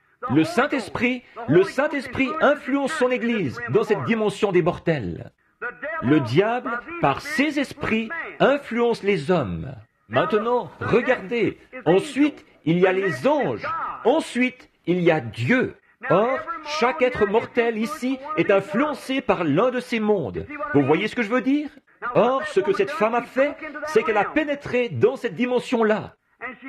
Elle parle à ces hommes possédés du démon, qui ont été au commencement les esprits des anges déchus, qui ne se sont pas repentis là-bas au commencement. et ils les ont laissés prendre possession de leur être. Et ils attendent le jugement. Et ceux-ci, ici, ils sont influencés et nés de nouveau de l'Esprit de Dieu. Et le diable a ses prophètes et Dieu a les siens. Vous voyez ce que je veux dire? C'est l'influence. Et nous voilà partis. Arrêtez-vous pour faire la distinction. Jésus, quand il était ici sur terre, or aujourd'hui, il ne peut pas pénétrer dans cette dimension-là et faire sortir un juste de cette dimension-là. Il ne pourrait pas le faire parce que les justes ne sont plus là où ils étaient autrefois, au paradis. Non, monsieur, le paradis a été éliminé quand le sang de Jésus l'a supprimé. Écoutez, oh, si je pouvais m'arrêter à y penser, Jésus, quand il est mort, il est allé prêcher aux âmes qui étaient en prison. Il est mort, pécheur, n'ayant connu aucun péché, mais c'est notre péché qui était sur lui. Et Dieu, à cause de ses péchés, l'a envoyé au séjour des morts. La Bible dit, il est allé prêcher aux âmes. Des gens disent, frère Branham, je ne comprends pas ça. Ils disent, Jésus est ressuscité le 3e jour. Il est mort le vendredi après-midi et il est ressuscité le dimanche matin. Mais il n'est resté mort qu'un jour. Il a dit, dans ce délai, car il n'avait qu'un passage de l'Écriture dans la Bible sur lequel il pouvait s'appuyer. En effet, David, un homme qui a rétrogradé plus tard, mais il a été sauvé, mais un prophète sous l'inspiration de Dieu, il avait dit, je n'abandonnerai pas son âme dans le séjour des morts, et je ne permettrai pas que mon sein voie la corruption. Et il savait qu'au bout de 3 jours et 3 nuits, la corruption s'installerait dans ce corps. Et Dieu avait bien dit au prophète, il ne verra pas la corruption. Alléluia! Il s'est revêtu de la parole de Dieu.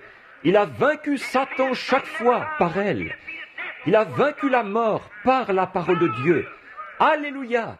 Il a vaincu la mort. Et quand ils l'ont tué et qu'il est mort, pécheur, avec mes péchés et vos péchés sur lui, il est descendu. Je peux le voir frapper à la porte là-bas. Et ces âmes perdues sont venues et ont dit, « Mais qui es-tu » Il a dit, « Pourquoi n'avez-vous pas écouté Enoch? Pourquoi n'avez-vous pas écouté ces autres prophètes qui ont prêché? Ils ont été condamnés. Je suis le Fils de Dieu qui, une fois, était vivant. Mon sang a été versé. Je viens vous dire que j'ai accompli ce que les prophètes avaient annoncé à mon sujet. Il a fait sa descente plus loin que les démons, directement au séjour des morts. Il a ôté au diable les clés de la mort et du séjour des morts. Il les a accrochés à son côté et il est remonté. Alléluia!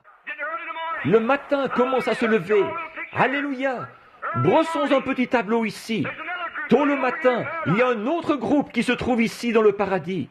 Ils n'y sont pas en ce moment. Maintenant, mes amis qui êtes de grands catholiques, qui croyez à l'intercession des saints, si vous parlez à un saint dans votre église, cet homme est un pécheur. Il est dans le séjour des morts, où il attend là-bas d'être jugé. Et si c'était un saint, il est dans la gloire de Dieu et ne peut pas revenir. C'est exact, je peux le prouver.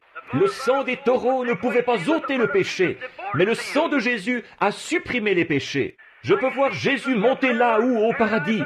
Il y avait le vieil Abraham, Isaac, Jacob et les autres là-bas. Samuel et tous les autres là-bas. Je peux l'entendre frapper à la porte. Amen. Oh, j'aime ça. Me voilà qui devient bien. Je me sens pas mal religieux en ce moment. Je peux le voir regarder là-bas. Je peux l'entendre dire, « Qui est là? Qui est-ce là ?» Il a dit, « C'est Abraham qui parle. Qui est-ce? Je suis la postérité d'Abraham.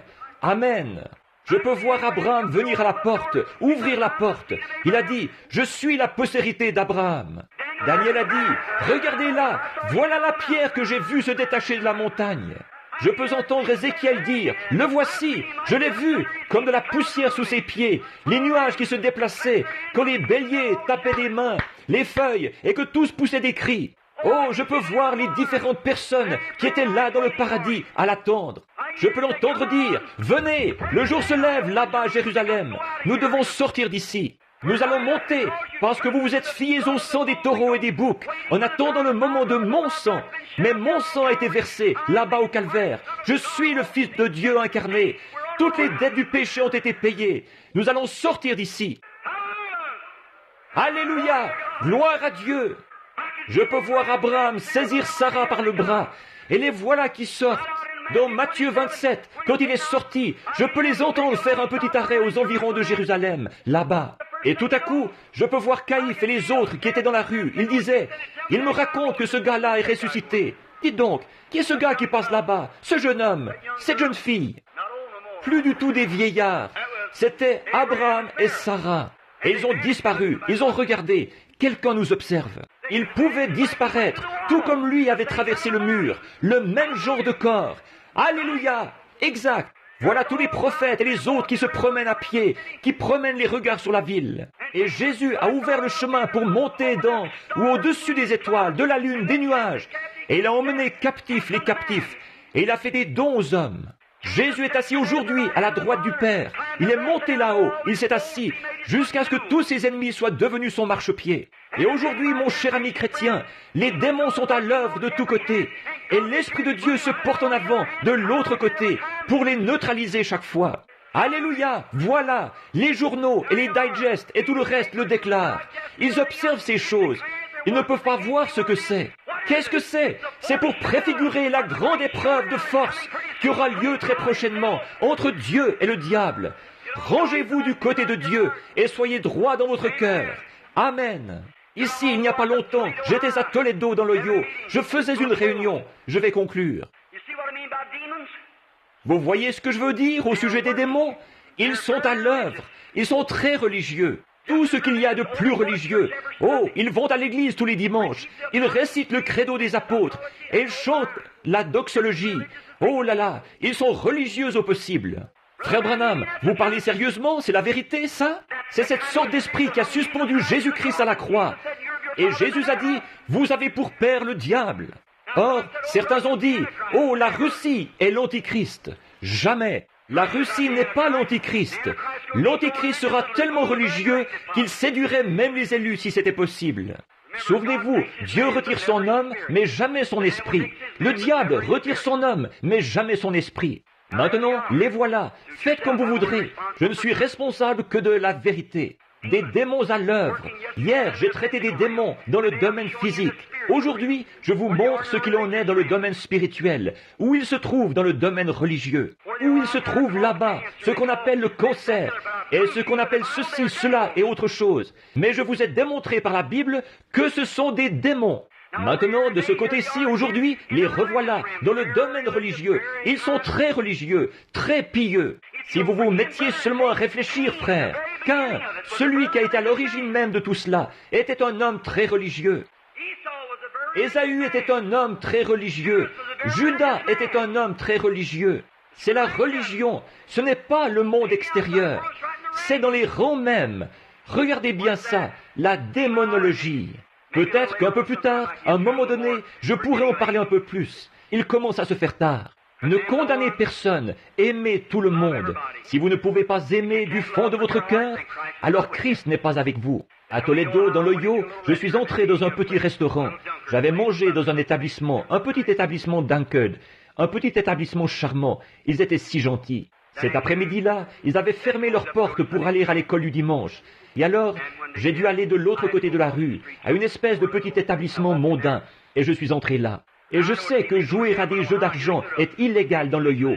Et voici qu'il y avait là un policier de l'État qui avait son bras autour des épaules d'une jeune fille, sa main qui retombait ici sur sa poitrine, en train de jouer à une machine à sous.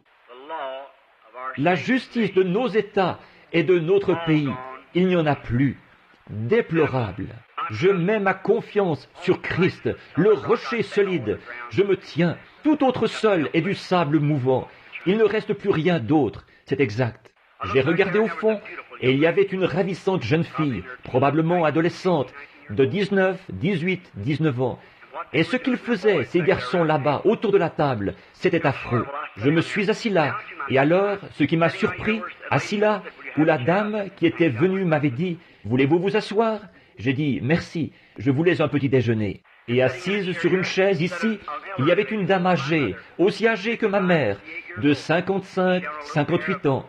Elle portait une paire de ces petits vêtements indécents qu'elle porte. Les gens affirment que ça donne de la fraîcheur. La science dit « Vous êtes fous ». Certainement pas. Tout ce que vous voulez, c'est montrer votre nudité. C'est honteux, déshonorant. Une dame ne mettrait pas ça. Une femme, oui, mais pas une dame. Et alors, donc là, elle était assise là. Sa pauvre chair était flasque. Elle portait cette espèce de manucure orchidée, ou le nom que vous donnez à ça, sur les lèvres. Et les cheveux coupés très courts comme un homme, et tout frisoté, dont la Bible a dit que c'était honteux. Et une femme qu'un homme, la Bible affirme que si une femme se coupe les cheveux, l'homme a le droit de la répudier, de divorcer d'avec elle, parce qu'elle n'est pas loyale envers lui. Nous devrons nous y mettre et prêcher la Bible ici, un de ces jours. Il est dit, si elle se coupe les cheveux, elle déshonore son mari. Si elle est déshonorante, elle devrait être répudiée. Vous ne pouvez pas en épouser une autre, mais vous pouvez la répudier. Ah, celle-là ne passe pas facilement, je peux le sentir, mais c'est la vérité.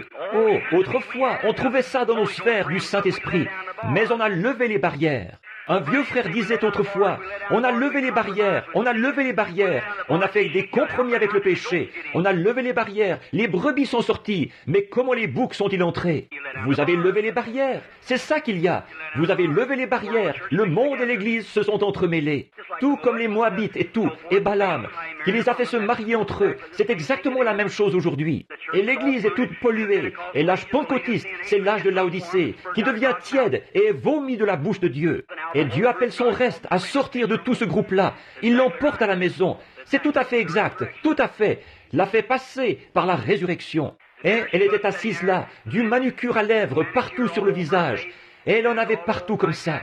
Et elle avait du truc noir là sur les yeux. Elle était en sueur, ça coulait. Et la pauvre vieille avait peut-être des arrière-petits-enfants. Et elle était assise là, avec deux hommes âgés, et l'un d'eux avait une espèce de grande écharpe autour du cou. Et on était en juin, il était assis là. Il s'est levé, il prenait un petit verre, et elle aussi, elle prenait un verre. Et elle regardait autour d'elle. J'ai pensé, oh Dieu, pourquoi ne rayes-tu pas tout ça de la carte? Pourquoi ne le fais-tu pas? Est-ce que ma petite Sharon, mon petit bébé, ma petite Sarah et ma petite Rebecca devront être élevés dans cette génération pour en venir être confrontés à des choses pareilles? J'ai pensé, regarde, ici, dans les parcs et tout ce qui se passe. J'ai pensé, oh Dieu, oh je suis content que tu aies pris Sharon, si c'était ta volonté. Est-ce que ma petite Rebecca et ma petite Sarah devront être élevées sous l'influence de choses pareilles? Et ces gens, ils les appellent, ils font partie de la chorale et tout. Et j'ai pensé, c'est vraiment honteux, hein? J'ai pensé, oh Dieu, comment ta sainte justice peut-elle supporter ça? Il me semble que ton indignation de juste devrait s'élever là et faire sauter cet établissement. Et j'ai entendu l'ange du Seigneur, il a dit, viens par ici, à l'écart. J'y suis allé, et quand il en a eu fini avec moi, je me sentais comme une personne différente. Pourquoi est-ce que tu la condamnes? J'ai dit, regarde ça, comment elle est. Et voici ce qu'il... J'ai eu une vision, j'ai vu un monde comme ceci, rond, un autre monde. Mais ce monde-ci, il y avait un arc-en-ciel autour, et c'était le sang de Christ qui protège de la colère de Dieu. Il ne pourrait pas regarder ça. Il détruirait la chose à l'instant même, parce qu'il a dit, le jour où tu en mangeras, ce jour-là tu mourras. Donc, c'est ce qu'il ferait. Ensuite, voici ce qui m'est venu à l'esprit. Je me suis vu moi-même, bien que je n'ai pas fait ça, mais j'étais quand même un pécheur. Et alors, le sang de Jésus-Christ, pour nous, il agit comme un pare-choc. Voyez? Ainsi, quand je pêche, mes péchés le frappent, et il heurtait sa tête précieuse, et je pouvais voir les larmes et le sang qui coulait. Pardonne-lui, Père, il ne sait pas ce qu'il fait. Et je faisais autre chose, et ça frappait là-dessus. Pardonne-lui, Père. S'il ne s'était pas arrêté à lui, j'aurais été détruit. Et si je n'acceptais jamais sa grâce, le jour où mon âme voguera jusque de l'autre côté, je suis déjà jugé, j'ai rejeté, il ne reste plus que le jugement. Jugé, j'ai déjà été jugé. Dieu a dit, le jour où tu en mangeras, ce jour-là tu mourras. Vous êtes jugé en plein là. Le tribunal, c'est ici, cet après-midi. Votre attitude à l'égard de Christ. Alors j'ai pensé, oui, c'est vrai. Et je me suis vu, un jour, me traîner jusqu'à lui. J'ai vu mon vieux livre qui était là, un pécheur, et tout y était inscrit. J'ai vu que c'était à cause de mes péchés. Et j'ai dit, Seigneur, veux-tu me pardonner? Il a mis sa main dans son côté, il a pris du sang. Il a écrit sur le dessus, il a dit, pardonnez. Il l'a jeté dans la mer de l'oubli, pour ne plus jamais s'en souvenir. Il était parti pour toujours. Il a dit, je te pardonne, mais toi, tu la condamnes. Ça a changé ma façon de penser. J'ai dit, Seigneur, sois miséricordieux. Après être sorti de la vision, je me suis approché et je me suis assis. J'ai dit, « Bonjour, madame ». Elle a dit, « Oh, bonjour ». Et j'ai dit, « Si vous voulez m'excuser », j'ai dit, « Je suis le révérend Branham, un ministre ». Elle a dit, « Oh, excusez-moi. Excusez-moi, révérend Branham. » J'ai dit, « Madame, je lui ai raconté l'histoire. J'ai dit, j'étais là-bas et je vous condamnais. Je pensais, comme c'est affreux, peut-être que vous avez des enfants. » Elle a dit, « J'en ai. » J'ai dit, « Comment se fait-il que ça a mal tourné ?» Elle s'est mise à me raconter une histoire qui aurait déchiré n'importe quel cœur. J'ai dit, je demandais à Dieu pourquoi il ne balayait pas tout ça de la face de la terre. Ici, vous qui êtes ici avec ces deux hommes ivres, et vous êtes ivres vous-même. Et j'ai dit, un jour, ce sang retient la colère de Dieu de venir sur vous. Vous allez mourir un de ces jours. Et alors vous avez votre libre arbitre maintenant. Vous pouvez rejeter ou recevoir. J'ai dit, mais un jour votre âme ira de l'autre côté, où il n'y aura plus de miséricorde. Et si vous mourrez dans vos péchés, vous êtes déjà jugés, et vous irez en enfer. Savez-vous quoi? Cette femme s'est glissée de sa chaise, là-bas dans ce restaurant. Nous avons eu une réunion de prière comme vous n'en avez jamais entendu de votre vie. Et elle est venue à Christ. Qu'est-ce qu'il y a eu? Ne les condamnez pas. Parlez-leur de l'Évangile. Ils sont possédés du démon. Ce sont des mortels dans cette dimension-ci. Ils reçoivent l'influence de ce côté, ici. Notre influence vient d'en haut. Voyons ce que nous pouvons faire de nos talents afin d'en gagner d'autres à Christ. Notre Père Céleste, je te remercie de ta bonté et de ta miséricorde. Je suis désolé, Seigneur. Peut-être que les gens, je les ai retenus ici tellement longtemps. Mais comme c'est la dernière de ces réunions-ci d'après-midi, je voulais leur en parler, des démons. Et j'en ai trop débité au même endroit, en une seule prédication. Mais peut-être qu'ils pourront trier ça, ici et là, et comprendre ce que j'ai voulu dire. Tu connais les intentions de mon cœur.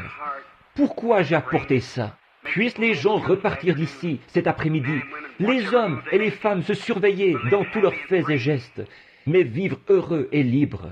Puissent-ils savoir que Dieu les a sauvés, et puissent-ils regarder à lui, oublier tous les ismes et toutes les choses qui les entourent, et vivre paisiblement et sobrement, et dans la crainte de Dieu. Et puis, ô Dieu, quand tu voudras les utiliser pour quoi que ce soit, tu pourras t'adresser directement à eux, et les envoyer là où tu voudras qu'ils aillent, ou leur faire faire ce que tu voudras. Puissent les gens être humbles, et trouver Christ dans leur cœur. Pardonne-nous, Seigneur, nos manquements à chacun de nous.